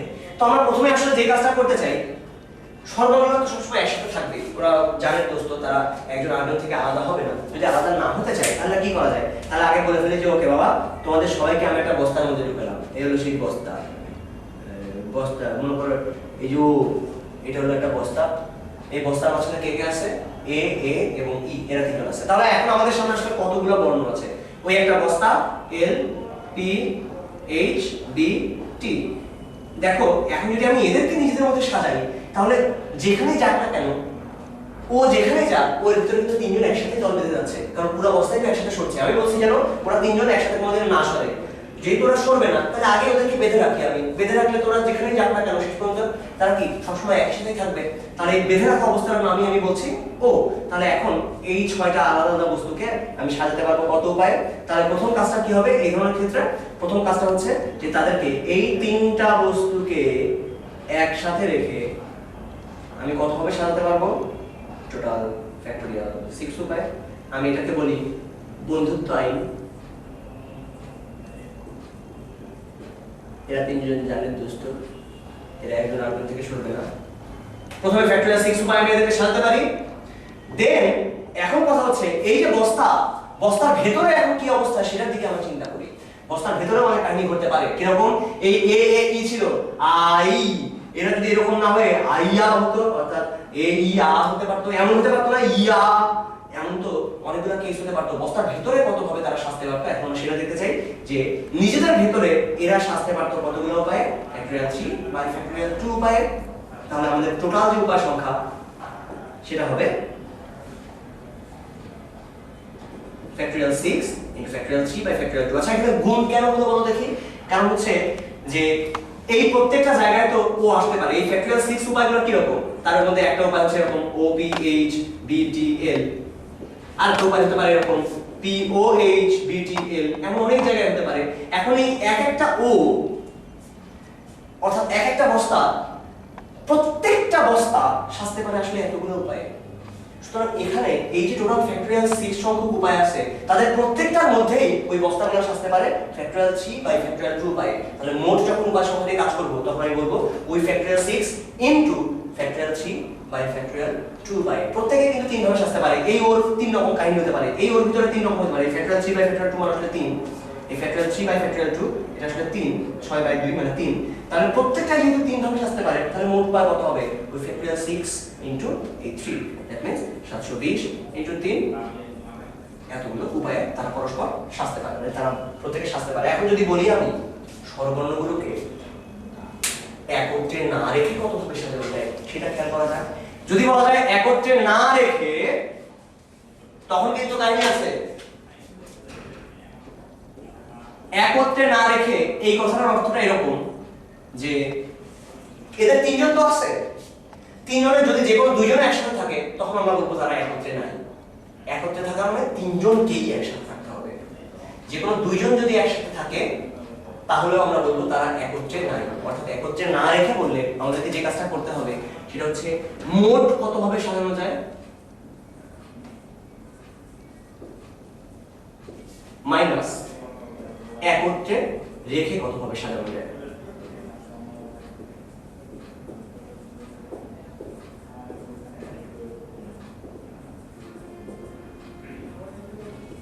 তাহলে আমরা দেখি মোট ওদেরকে কত ভাবে সাজানো যেত। অ্যালফাবেটের ভিতরে ছিল এ এল, এ ছিল দুইটা, বি ই টি, মোট 8টা বর্ণ, যাদের মধ্যে দুইটা একই রকম। অর্থাৎ এদেরকে সাজানো যেতে পারতো ফ্যাক্টরিয়াল 8 বাই ফ্যাক্টরিয়াল 2। এই ফ্যাক্টরিয়াল 2 ছিল এই এ এর সৌজন্যে, মাইনাস এটা হতে পারে 160 উপায়। এটা হচ্ছে টোটাল आंसर যে কত ভাবে একত্রে না রেখে তাদেরকে সাজানো যায়। এইবার হচ্ছে সমস্যা, যদি আমি বলি স্বরবর্ণগুলোকে পাশাপাশি না রেখে কত ভাবে সাজানো যায়। আবার বলছি আমি এইবার আমাদের কেসটা হচ্ছে সরবরাহগুলোকে পাশাপাশি না রেখে কতভাবে সাজানো যায়। এবার কিন্তু একত্রে না রাখার কথা বলছি না। একত্রে না রাখা মানে তখন তার মধ্যে একত্রে না রাখা মানে সেখানে এইটা হলেও আমরা বলবো যে না তারা একত্রে নাই। কিন্তু যদি বলি পাশাপাশি না রেখে, তখন এরকম কোন দুইটাই পাশাপাশি থাকবে না। তার মানে জিনিসটা কিরকম হবে, তখন একজন আরেকজনের মুখ দেখা দেখি করবে না এরকম। অর্থাৎ সেখানে আসলে কি বলা যায়, শত্রুতা আইন বলতে পারো। কেউ কারোর সাথে মুখ দেখা দেখি করবে না, তাদের মধ্যে কঠিন বিরহ।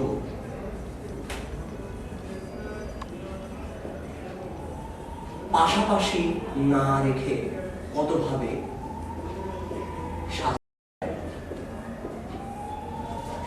তখন আমরা খেয়াল করি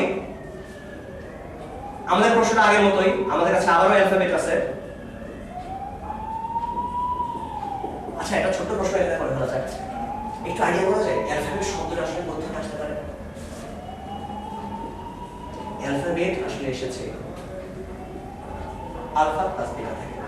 আমাদের গ্রিক যেটা খুবই পরিচিত অক্ষর আলফা আর বিটা, তাদের প্রথম যেটা নিয়ে আসলে অ্যালফাবেট শব্দ তৈরি। যাই হোক, সেটা ব্যাপার না। আচ্ছা, এবার আমরা দেখতে চাই এই অ্যালফাবেট শব্দটা স্বরবর্ণগুলোকে পাশাপাশি না রেখে কতভাবে সাজানো যেতে পারে। আচ্ছা, তো স্বরবর্ণগুলোকে তো পাশাপাশি রাখবো না, তাহলে তাদের মাঝখানে কে থাকবে? অবশ্যই ব্যঞ্জন বর্ণগুলো থাকবে। তার আগে ব্যঞ্জন বর্ণগুলোর কথা চিন্তা করি যে ব্যঞ্জন বর্ণ কারা কারা আছে। এল, পি, এইচ, বি, টি, এই হলো টোটাল 5টা ব্যঞ্জন বর্ণ আমাদের এখানে আছে। আর এদের আগে পরে এই ব্যাপারটা খুব গুরুত্বপূর্ণ যে এদের আগে পরে মোট 1 2 3 4 5 6 6টা জায়গা আছে, যেই 6টা জায়গায় ব্যঞ্জন বর্ণগুলো আমাদের স্বরবর্ণগুলো বসতে পারে। এই 6টা জায়গা যে কোনো 3টা জায়গায় যদি আমাদের স্বরবর্ণগুলো বসে যায়, তাহলে আমরা এক একটা বিন্যাস পাবো যেখানে স্বরবর্ণগুলো পাশাপাশি থাকবে না। ব্যাপারটা কিরকম একটু বলে ফেলি। কোনো জায়গায় মাঝখানে ফাঁকা হয়ে থাকবে না, এই জায়গাগুলো অনেকটা ইলাস্টিক টাইপের, যে আমরা মাঝখানে যদি এখানে দিয়ে দিই, তাহলে বাদ বাকি যে জায়গাগুলো স্টার আছে সেই স্টারগুলো এমনি এমনি বুঝে যাবে। মানে কিরকম, ধরা যাক এটা এ, এখানে এ আর এখানে ই দিলাম, তাহলে নতুন যে শব্দটা তৈরি হবে সেটা হবে এরকম L A P H A B T E. এখানে কি 3টা স্বরবর্ণ পাশাপাশি আছে? নেই। যদি 3টা এখানে ই হলো, এইখানে এ হলো, কিংবা ওইখানে এ হলো, তখন নতুন যে শব্দটা তৈরি হবে সেটা এরকম হবে লেপা বেটা, এরকম কিছু একটা শব্দ হয়তো তৈরি হলো। তো এখানে কি স্বরবর্ণগুলো পাশাপাশি আছে? নেই। তার মানে আমাদের কাজ হচ্ছে আমরা যদি কোনো মতে এই যে 6টা স্টার দেখতে পাচ্ছি, এই স্টার চিহ্নিত জায়গাগুলোতে আমাদের 3টা স্বরবর্ণকে বসিয়ে দিতে পারি, তাহলে খেল খতম। তো সেটা আমরা কতভাবে বসাতে পারি? এই 6টা জায়গায় 3টা স্বরবর্ণকে প্লেস করা যায় 6p3 ওয়েতে, 6p3 উপায়ে। কিন্তু এখানে ঝামেলা আছে। ঝামেলাটা হচ্ছে যে 2টা এ তারা আবার দেখতে একই রকম। সো 2টা যখন একই রকম আছে, তখন আমরা এটাকে ফ্যাক্টরিয়াল 2 দিয়ে ভাগ করে দেই। এই এতগুলো উপায়ে 6টা জায়গা থেকে 3টা জায়গা ফিল আপ করা যেতে পারে। এবার কথা হচ্ছে এই L P H B T তারা কেন তাদের মতো একই রকম সবসময় থেকে যাবে? তারা কি নিজেদের মধ্যে ইন্টারচেঞ্জ করতে পারে না?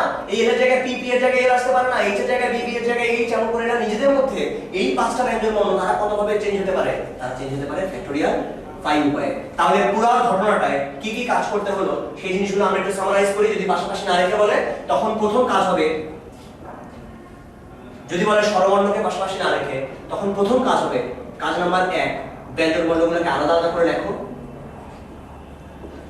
আলাদা আলাদা করে লিখে ফেলো, এই যে L P H B T, এবং আশেপাশে স্টার দাও। এবার দেখো এর ভেতরে স্টার কতগুলো আছে এবং তুমি যাদেরকে পাশাপাশি রাখতে চাচ্ছ না তারা কতগুলো আছে। আবার বলছি আমি, দেখো স্টার কতগুলো আছে। স্টার আছে এখানে কতগুলো? 1 2 3 4 5 6, 6টা স্টার। এবং তার থেকে তুমি রাখতে চাচ্ছ না পাশাপাশি, তারা কতগুলো আছে? 3টা। 6p3 সেই কাজটা করে ফেলো। এবং দেখো যে তাদের মধ্যে আবার একই রকম জিনিস কতগুলো আছে। একই রকম যতগুলো আছে তত ফ্যাক্টরিয়ালগুলো দিয়ে ভাগ দাও।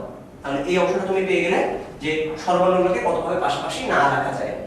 এখন ব্যঞ্জন বর্ণগুলোকে নিজেদের মধ্যে কতভাবে সাজানো যায়, ব্যঞ্জন বর্ণগুলোকে নিজেদের ভেতর সাজানো, এটা সাজানো যেতে পারে ফ্যাক্টোরিয়াল 5 উপায়ে। তাহলে আমাদের টোটাল আনসার দাঁড়াবে এইটা গুণন এইটা।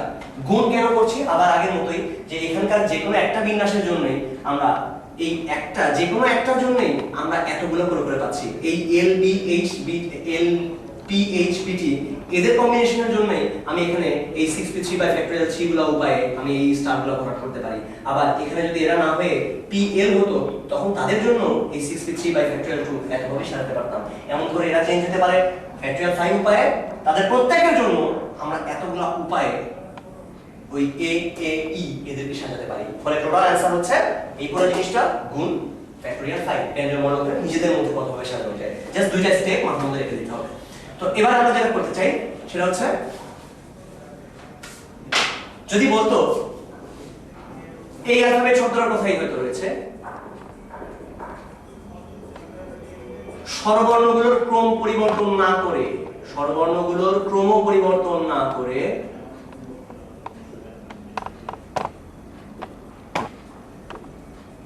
কতভাবে সাজানো যায়।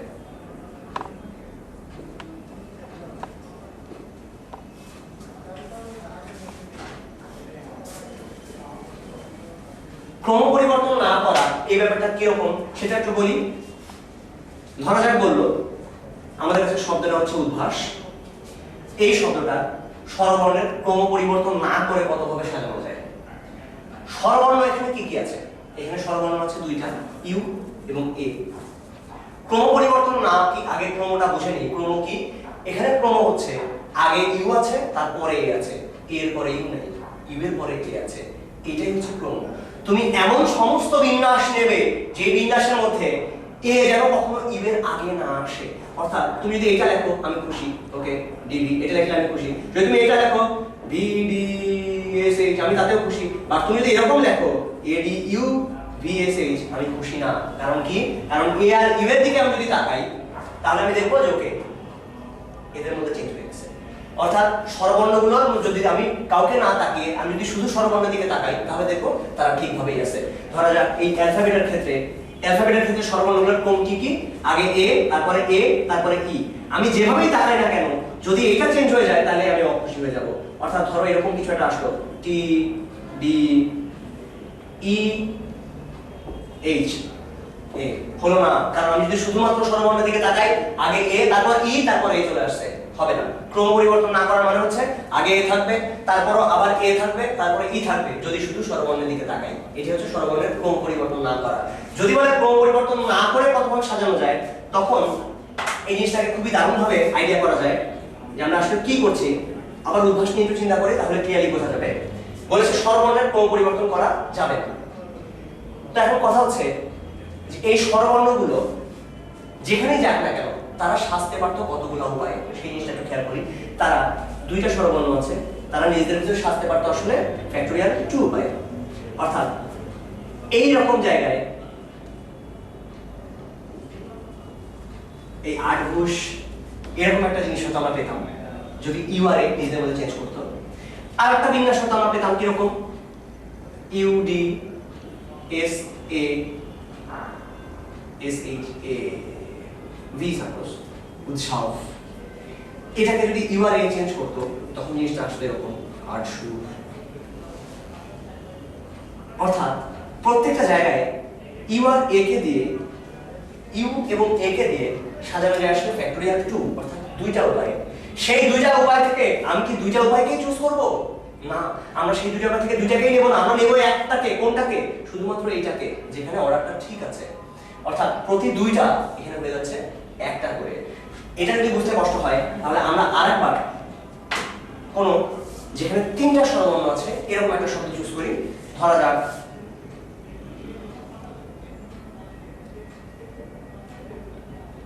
আচ্ছা আরো বেশি শব্দ নিয়ে চুজ করা যায়।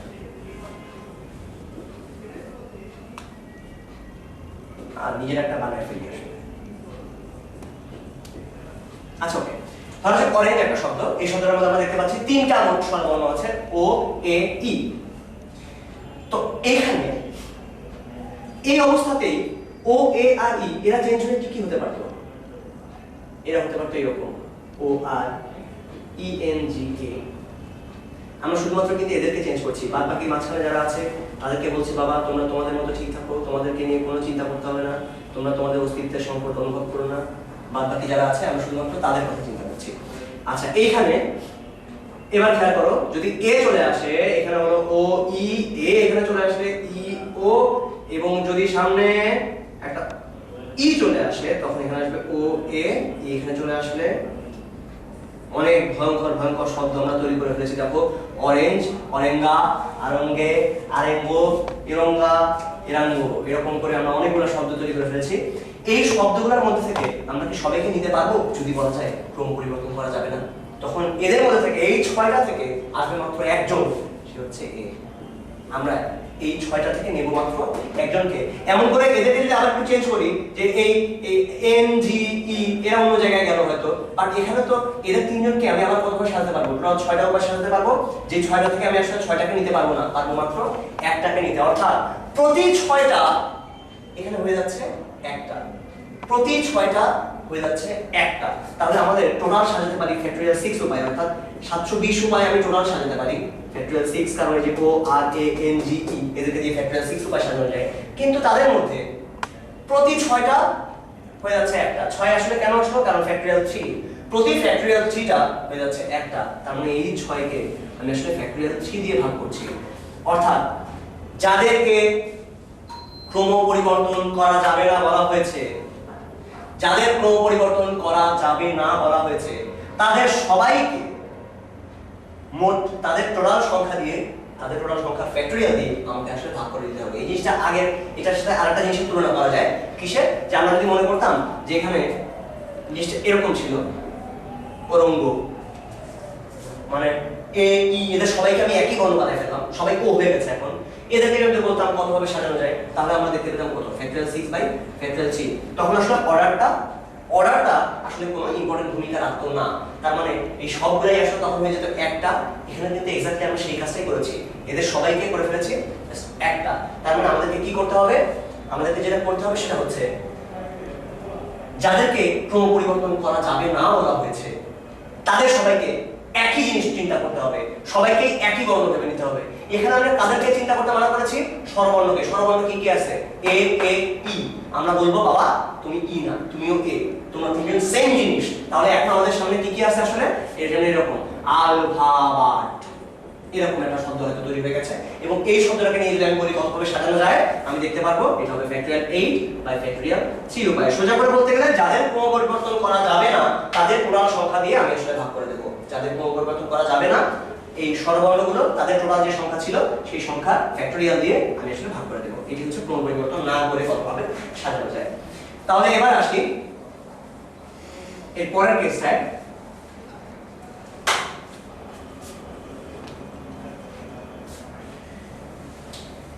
যদি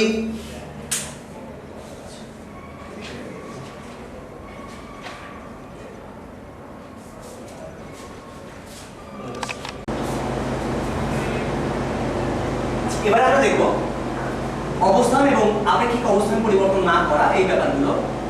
অবস্থান পরিবর্তন না করা, আপেক্ষিক অবস্থান পরিবর্তন না করা। ধরা যাক আমাদের কাছে একটা শব্দ আছে, শব্দটা হচ্ছে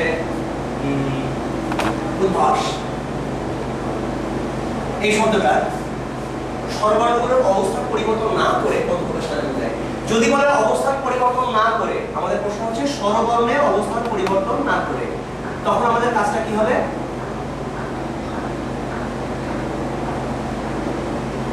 তখন আমাদের কাজ হবে এই ইউ আর এ যে স্বরবর্ণগুলো আছে ওদের দিকে তাকানো যাবে না, ওরা থাক, ওরা ওখানে পড়ে থাক। বাদ বাকি কারা আছে তাদের দিকে আমরা চিন্তা করব। বাদ বাকি কে আছে?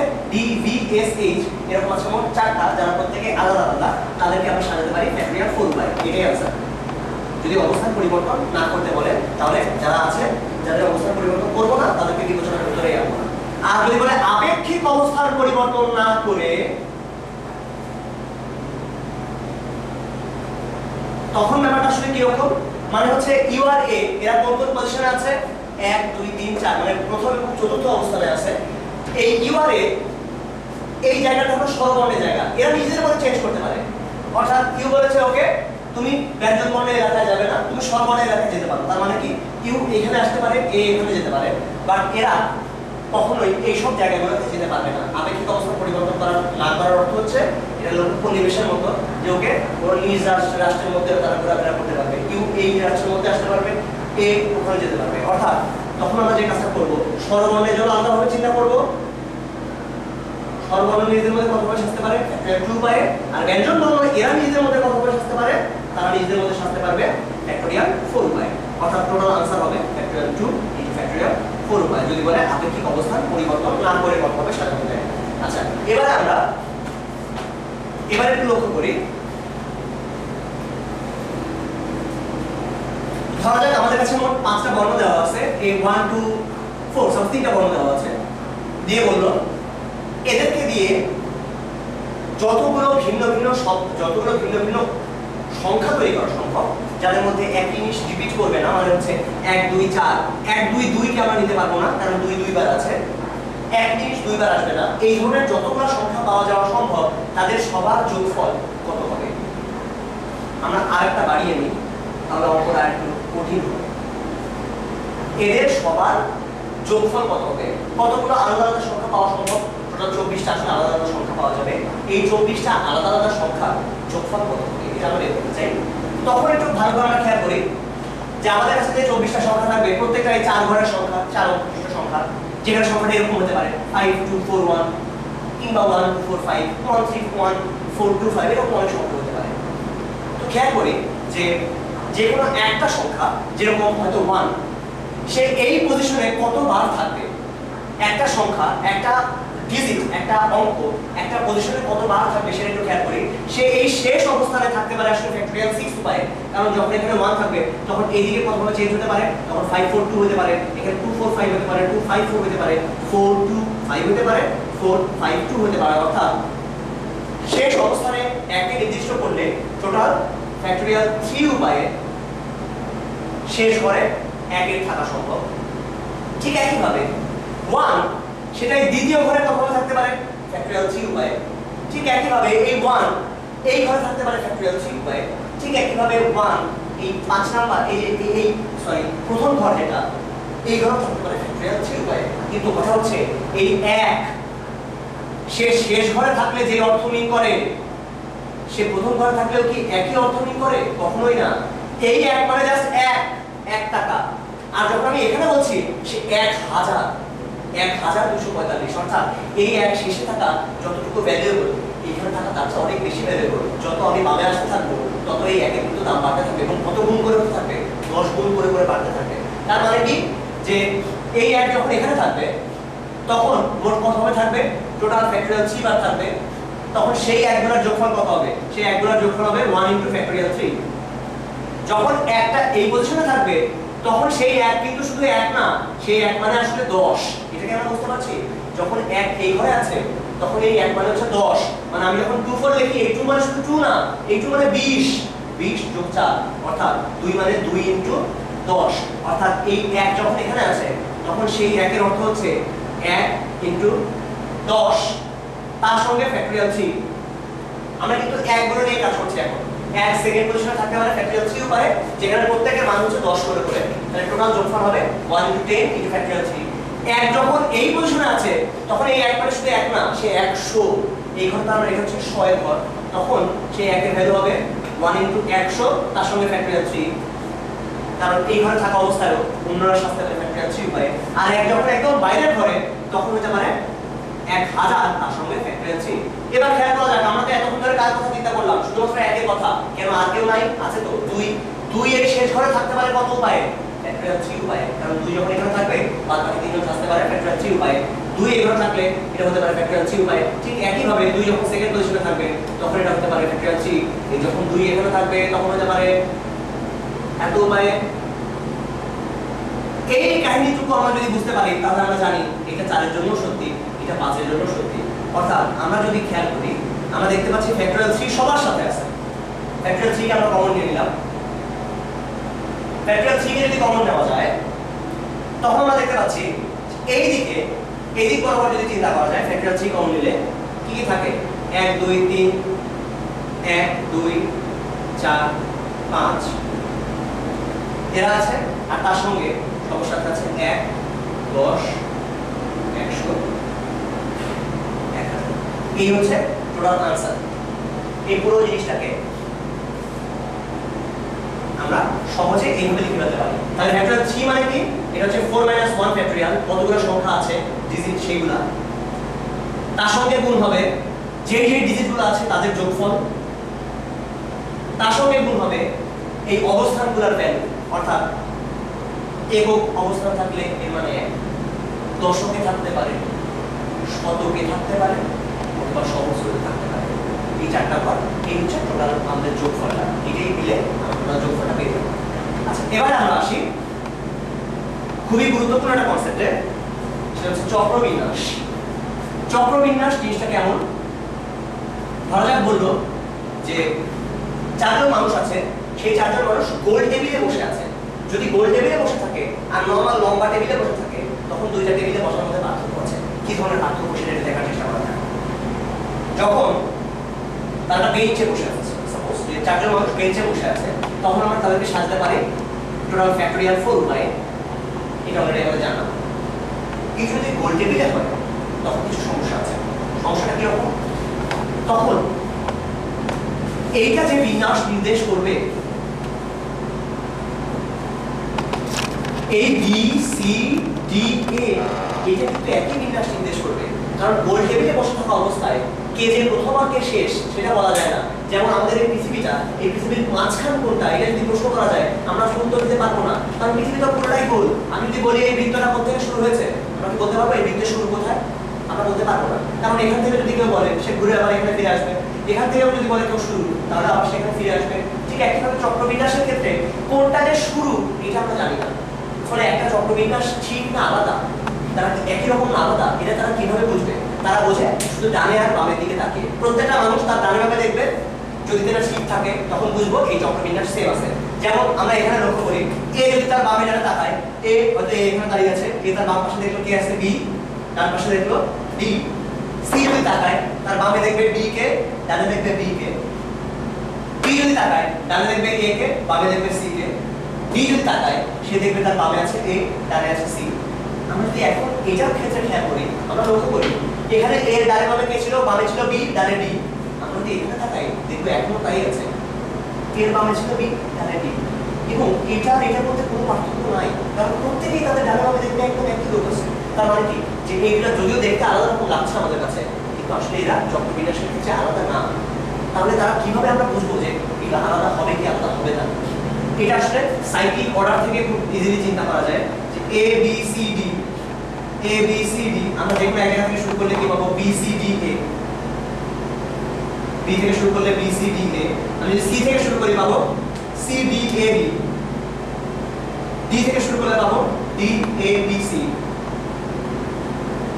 এরকম বলে সাইক্লিক অর্ডারে লেখা এই সাইক্লিক অর্ডারে যদি লেখা যায় তাহলে এই সবগুলোই আসলে সেম থাকবে তার মানে আমরা যেটা দেখতে পারলাম সেটা হচ্ছে যে এই চারটাই আসলে একই জিনিস মিন করছে যখন আমরা জানি যে চারটা জিনিস একই জিনিস মিন করছে তখন ব্যাপারটাকে এইভাবে চিন্তা করা যায় যে আচ্ছা আগে তো এই চারটাকে আমি সাজাতে পারতাম 24 উপায়ে কিন্তু সেই 24টা উপায়ের মধ্যে এই চারটা আসলে আলাদা কিছু না এই চারটা একই জিনিস তেমন ভাবে আমি যদি একটু চেঞ্জ করি এখন এর ডান বাম চেঞ্জ করে দিলাম এর ডানে রাখলাম এখন বি কে বামে রাখলাম ডি কে এবার কিন্তু অবশ্যই একটা নতুন বিন্যাস তৈরি হবে এরা চারটা যদিও একই ডানে বামে সেম ছিল এখন কিন্তু আর ডানে বামে সেম নেই তার মানে এখন এরা দুজন আলাদা হয়ে যাবে যখনই আলাদা হয়ে গেল তখন এইটার জন্য আরো চার রকম জিনিস পাওয়া যাবে যারা দেখতে আসলে একই কিরকম এ ডি সি বি এটাকে আমি যদি ডি থেকে শুরু করতাম আমি লিখতে পারতাম ডি সি বি এ এখনো ডানে বামে সেম থাকবে যখন এটাকে নিয়ে আমি সি থেকে শুরু করতাম আমি লিখতে পারতাম সি বি এ ডি এখনো ডানে বামে সেম থাকবে আবার এইটার জন্য আমি লিখতে পারতাম এখানে যদি বি রাখতাম বি এ ডি সি অর্থাৎ এই চারটা দেখতে একই রকম এই চারটা আসলে একই রকম কিন্তু এরা আবার কিন্তু নিজেরা একরকম না এটা আলাদা বাট এই বরাবর যারা সবাই সেম এই বরাবর যারা সবাই সেম তো এখন প্রতি চারটা এই চারটা আলাদা আলাদা বিন্যাস যেটা নরমাল ক্ষেত্রে আমি এভাবে লিখতাম এ বি সি ডি, এটাকে লিখতাম এইভাবে বি সি ডি এ, এটাকে লিখতাম সি ডি এ বি, এটাকে লিখতাম ডি এ বি সি। এগুলা নরমাল বেঞ্চে যখন বসাতাম তখন আলাদা ছিল, কিন্তু এখন চক্রবিন্যাসের ক্ষেত্রে সবগুলো মিলিয়ে একটা হয়ে গেছে। প্রতি চারটা হয়ে যাচ্ছে একটা, প্রতি চারটা হয়ে যাচ্ছে একটা। তাহলে যদি কোনো জায়গায় 20টা জিনিস থাকে, তাদের প্রতি চারটা যদি একটা জিনিস হয়ে যায়, চারটা চারটা করে নিয়ে যদি আমি প্যাকেট করি, কতগুলো প্যাকেট পাবো? এবং 5টা প্যাকেট পাবো, তাই না? তার মানে কি 20টা আমি আসলে 4 দিয়ে ভাগ করছি। এখানে এক্স্যাক্টলি সেই প্যাকেটিং এর আইডিয়াটাই। আমি মোট 24টা জিনিস আমাদের কাছে আগে থেকে ছিল, সেই 24টা জিনিসের প্রতি চারটা হয়ে যাবে একটা। তারপরে প্যাকেট আসলে কতগুলো থাকবে? তারপরে প্যাকেট থাকবে আসলে 24/4, 24/4 মানে 6টা। তার মানে আমরা যে জিনিসটা পাচ্ছি সেটা চেহারাটা আসলে এরকম। চক্রবিন্যাসের ক্ষেত্রে যেটা পাচ্ছি সেটা দাঁড়াচ্ছে ফ্যাক্টরিয়াল 4/4। দ্যাট মিন্স এটাকে আমরা আসলে সুন্দর করে বলতে পারি 4 * ফ্যাক্টরিয়াল 3, কারণ 4 পরে 4 3 2 1 হবে, নিচে 4 4 4 কেটে গেলে ফ্যাক্টরিয়াল 3। অর্থাৎ n সংখ্যক বস্তু থাকলে তার জন্য আমাদের যে ফর্মুলাটা দাঁড়াচ্ছে সেটা হলো ফ্যাক্টরিয়াল n-1। এইটা একটা আইডিয়া, বাট এটা অনেক সুন্দর করে জিনিসটাকে বোঝানো যায়। আমি সেই জিনিসটা এবার বলছি, যেটাকে আসলে খুব সহজে এভাবে চিন্তা করা যায় যে আমি তো বারবার দেখছি যখনই আমি টেবিল ঘুরিয়ে ফেলছি তখন আমি বুঝতে পারছি না যে কে আমার ডানে কে বামে। বাট এই জন্য আমি যে কাজটা করতে চাই, আমি বললাম বাবা 1, তুমি তোমার জায়গায় বসে থাকো, তুমি নড়বে না। আমি সবকিছু ঠিক রাখতে চাই এবং প্রত্যেকবার নতুন নতুন জিনিস তৈরি করতে চাই। তার জন্য আমি যেটা বললাম বাবা এ, তুমি ওখানে বসে থাকো। এখন বাদ বাকি তাহলে কয়জন মানুষ আছে? 3জন মানুষ। যদি এদের 3জন এখন যে কোনো রকম চেঞ্জ করে তাহলে ডানবামে চেঞ্জ হয়ে যাবে। আবার বলছি আমি, এদের 3জন যে কোনো রকম চেঞ্জ করুক, যদি এখানে সি চলে আসে তাহলে এ তার আগে দেখছিল, তার বামে ছিল বি কে, এখন আর দেখতে পারবে না, এখন দেখবে সি কে। সো একজনকে যদি ফিক্স করে রাখা যায়, বাদ বাকিদেরকে নিয়ে চিন্তা করলে আমরা এখানে বসে যাবো যে কতগুলো আসলে এখানে নতুন নতুন বিন্যাস হওয়া সম্ভব। তার মানে এই আইডিয়াটা কি হবে? একজনকে ফিক্স করে রাখো। তাহলে টোটাল n সংখ্যক লোক যদি থাকে, একজনকে ফিক্স করলে বাদ বাকি আর কয়জন লোক থাকবে? n-1 জন। তাদেরকে নিয়ে সাজানো যাবে ফ্যাক্টরিয়াল n-1 উপায়ে। এই হচ্ছে টোটাল উপায় সংখ্যা। তাহলে n সংখ্যক বস্তুকে নিয়ে চক্রবিন্যাস করা সম্ভব ফ্যাক্টরিয়াল n-1 উপায়ে। এইবার কিছু ব্যাপার আছে, যদি আমাদেরকে বলে 6 জন লোককে কতভাবে চক্রবিন্যাস করা সম্ভব, কতভাবে গোল টেবিলে বসানো সম্ভব, আমরা বলবো এটা ফ্যাক্টরিয়াল 5 উপায়। বাট বললো 6টা বিভিন্ন কালারের বিভিন্ন রঙের মুক্ত আছে, সেই মুক্তগুলোকে নিয়ে কত রকম ভাবে মালা তৈরি করা যায়, মুক্তার মালা কতভাবে বানানো সম্ভব। তো সেটা কতভাবে করা সম্ভব সেটা একটু খেয়াল করি আমরা। যদি বলে মুক্তর মালা কতভাবে বানানো সম্ভব, তখন আমরা দেখব যে আবার আমরা 4টা মুক্ত নিয়ে কাজ করি, তাহলে আমাদের কাছে ইজি হবে। তখন আসলে চক্রবিন্যাসের মধ্যে এটা একটা মালা, যে মালা এ, তারপরে বি, তারপর সি, তারপর ডি, এর মুক্তগুলো পাশাপাশি আছে এ বি সি ডি, এরকম করে মুক্তর মালা আমাদের কাছে আছে। এই মালাটা যদি আমি এরকম করে ঘুরিয়ে দিই, ঘুরিয়ে দিলে আমি পাবো এরকম একটা মুক্তর মালা। যদি আমি ঘুরিয়ে ধরি তাহলে কি নতুন কোনো মুক্তর মালা তৈরি হয়? হয় না। তার মানে এটা যদি ঘুরায় ধরা যায়, এটা নতুন কোনো জিনিস তৈরি হবে না। তার মানে আমাদের এখানে চক্রবিন্যাস করতে হচ্ছে। তাহলে চক্রবিন্যাস যদি করতে হয়, তাহলে 4টা বস্তুকে নিয়ে কতভাবে চক্রবিন্যাস করা যায়? ফ্যাক্টরিয়াল 4 উপায়, অর্থাৎ ফ্যাক্টরিয়াল 4-1 মানে ফ্যাক্টরিয়াল 3 উপায়ে। তার মানে 6 ভাবে মালা বানানো সম্ভব। কিন্তু সেখানে কিছু কাহিনী আছে। সেই 6 রকম যে মালা হবে, সেই 6 রকম মালার মধ্যে ঝামেলা আছে। কিরকম ঝামেলা? একটা মুক্তর মালা এরকম করে আমি ধরেছিলাম, সেই মালাটা দেখতে এরকম এ বি সি ডি, এখানে এ, এখানে বি, এখানে সি, না এখানে ডি, এখানে সি, এরকম একটা মালা ছিল। যদি এই মালাটাকে আমি ঘুরিয়ে ধরি, নতুন কোনো মালা কি তৈরি হবে? নতুন মালা তখনও তৈরি হবে না। এটা খুবই গুরুত্বপূর্ণ একটা ব্যাপার, যে মুক্ত মালাকে আমি যদি এইভাবে ঘোরাই তখনও নতুন কোনো মালা তৈরি হবে না, আমাকে কোনো মুক্ত খুলতে হচ্ছে না। আবার যদি আমি এটাকে এইভাবে ঘুরিয়েও ধরি তখনও কিন্তু আমাকে মুক্তটা খুলতে হচ্ছে না, আমাকে মালাটা খুলতে হচ্ছে না। মানে ঠিক এই অবস্থায় আমি যদি এই পাশ থেকে তাকিয়ে দেখি, তাহলে আমি যদি দেখি এ বি সি ডি যে ওই বোর্ডের অন্য পাশে আছে, সে কিন্তু এটাকে এইভাবে দেখবে না। সে তার দিক থেকে চিন্তা করলে তার ডান বাম কিন্তু উল্টে যাবে। অর্থাৎ সে তখন যদি তাকায় দেখে, তার কাছে মনে হবে জিনিসটা এরকম দেখতে, জাস্ট উল্টালে যা হয়, তখনও কিন্তু নতুন মালা তৈরি হবে না। তার মানে এবার যেটা হচ্ছে যে এই ফ্যাক্টরিয়াল 3 অর্থাৎ 6 উপায় তো সাজানো যেতেই পারে, তাদের মধ্যে প্রতি দুইটা আবার একই হয়ে যাচ্ছে। এরকম ছিল একটা, আর একটা এরকম যে কোনো অবস্থায় যদি আমি ঘুরাই ধরি, ধরার পরে এটাকে জাস্ট উল্টা দিলেও সেটা মানটা কোনো চেঞ্জ হয় না, অর্থাৎ প্রতি দুইটা কেস একটা কেস হয়ে যাচ্ছে। যখনই প্রতি দুইটা একটা হয়ে যায়, এরকম জিনিস হলেই আমরা কি ভাগ করি। এর আগে আমরা দেখেছি প্রতি চারটা একটা হলে 4 দিয়ে ভাগ করি, প্রতি পাঁচটা একটা জিনিস হলে 5 দিয়ে ভাগ করি। এখন প্রতি দুইটা জিনিস একটা জিনিস হয়ে যাচ্ছে, তার মানে আমাকে কি করতে হবে? 2 দিয়ে ভাগ করতে হবে। এই 2 দিয়ে কেন ভাগ করছি আমরা? কারণ ফ্লিপ করতে পারছি, আমরা এই পাশ থেকেও দেখতে পারি, ওই পাশ থেকেও দেখতে পারি। এরকম কেস হলে আমরা কি করি? 2 দিয়ে ভাগ করে ফেলি। যেমন এখানে মুক্ত মালার ক্ষেত্রে আমরা করছি, তাহলে যদি 6টা, যদি আমাদের কাছে 4টা মালা থাকে, 4টা মুক্ত থাকে, যদি 4টা মুক্ত থাকে, 4টা মুক্তকে নিয়ে মালা বানানো যায় কত রকম হবে? Factorial 4 minus 1 by 2 by, that means 6 by 2, মাত্র 3 রকম, মানে 4টা মুক্ত নিয়ে মাত্র 3 রকম মালা, আলাদা আলাদা মালা এখানে বানানো সম্ভব। এখন কথা হচ্ছে যে কখন আমরা 2 দিয়ে ভাগ করি আর কখন 2 দিয়ে ভাগ করি না। সিম্পল কথা, যদি দুই পাশ থেকে দেখা যায় তখন আমরা 2 দিয়ে ভাগ করি। কিরকম? যখন গোল টেবিলে বৈঠক হচ্ছে, তখন একজন মানুষ ওই টেবিলের উপর থেকে যদি তাকায় দেখে, আর কেউ কি টেবিলের নিচ থেকে দেখতে পারে? টেবিলে আমরা চিন্তা করি যে মেঝেটা মনে করো কাঁচের মেঝে না, যে নিচতলা থেকে আর কোনো করে তাকায় দেখবে, এরকম অবস্থা নাই। তাহলে সেই অবস্থায় যখন গোল টেবিল বৈঠক চলছে, তখন কিন্তু আমরা 2 দিয়ে ভাগ করছি না, কারণ দুই পাশ থেকে দেখা যায় না এদেরকে। কিন্তু যদি নাগরদোলা হয়, যদি বিশাল বড় নাগরদোলায় মানুষজন এরকম করে বসে আছে, তখন কি আমরা এই পাশ থেকেও দেখতে পারি, আবার নাগরদোলার ওই সাইড থেকেও দেখা যায়, তখন কিন্তু দুই পাশ থেকে দেখা যাচ্ছে। যখন দুই পাশ থেকে দেখা যাবে তখন আমরা কি করি? এই 2 দিয়ে ভাগ করি। যেমন মুক্ত মালার ক্ষেত্রে আমি এই পাশ থেকেও দেখতে পারি, ওই পাশ থেকেও দেখতে পারি। আর যখন গোল টেবিলে বসে আছে মানুষ, তখন 2 দিক থেকে দেখা যাচ্ছে না। কিংবা বললাম যে 6 জন মেয়ে নৃত্য করছে, নাচ করছে, তারা বৃত্তাকারে কতভাবে নাচতে পারে। তারা যখন একসাথে এরকম করে নাচছে, তারা যখন নাচ করছে, আমি কিন্তু উপর থেকে আর নিচ থেকে দুইভাবে দেখতে পারি না, আমি মেঝের নিচ থেকে তাকায় দেখতে পারি না যে কোন মেয়ে নাচ করছে। সুতরাং সেই অবস্থায় আমি 2 দিয়ে ভাগ করতে পারছি না। আমি তখন কি করি? নরমালি ফ্যাক্টরিয়াল a - 1 বাই জিনিসটাকে লিখি। এখন ধরা যাক যদি বলবো যে 10 জন বিজ্ঞানের ছাত্র আছে আর 7 জন, 10 জন বিজ্ঞানের ছাত্র আছে আর 7 জন আর্টস মানে হচ্ছে কলা বিভাগের ছাত্র আছে, তাদেরকে নিয়ে আমি গোল টেবিলে বসাতে চাই। কতভাবে বসানো সম্ভব যেন কোনো 2 জন কলা বিভাগের ছাত্র পাশাপাশি না থাকে? আবার বলছি আমি, 10 জন বিজ্ঞান আর 7 জন কলা, এরা দুজন, এরা বসে আছে, এদেরকে নিয়ে আমি সাজাতে চাই।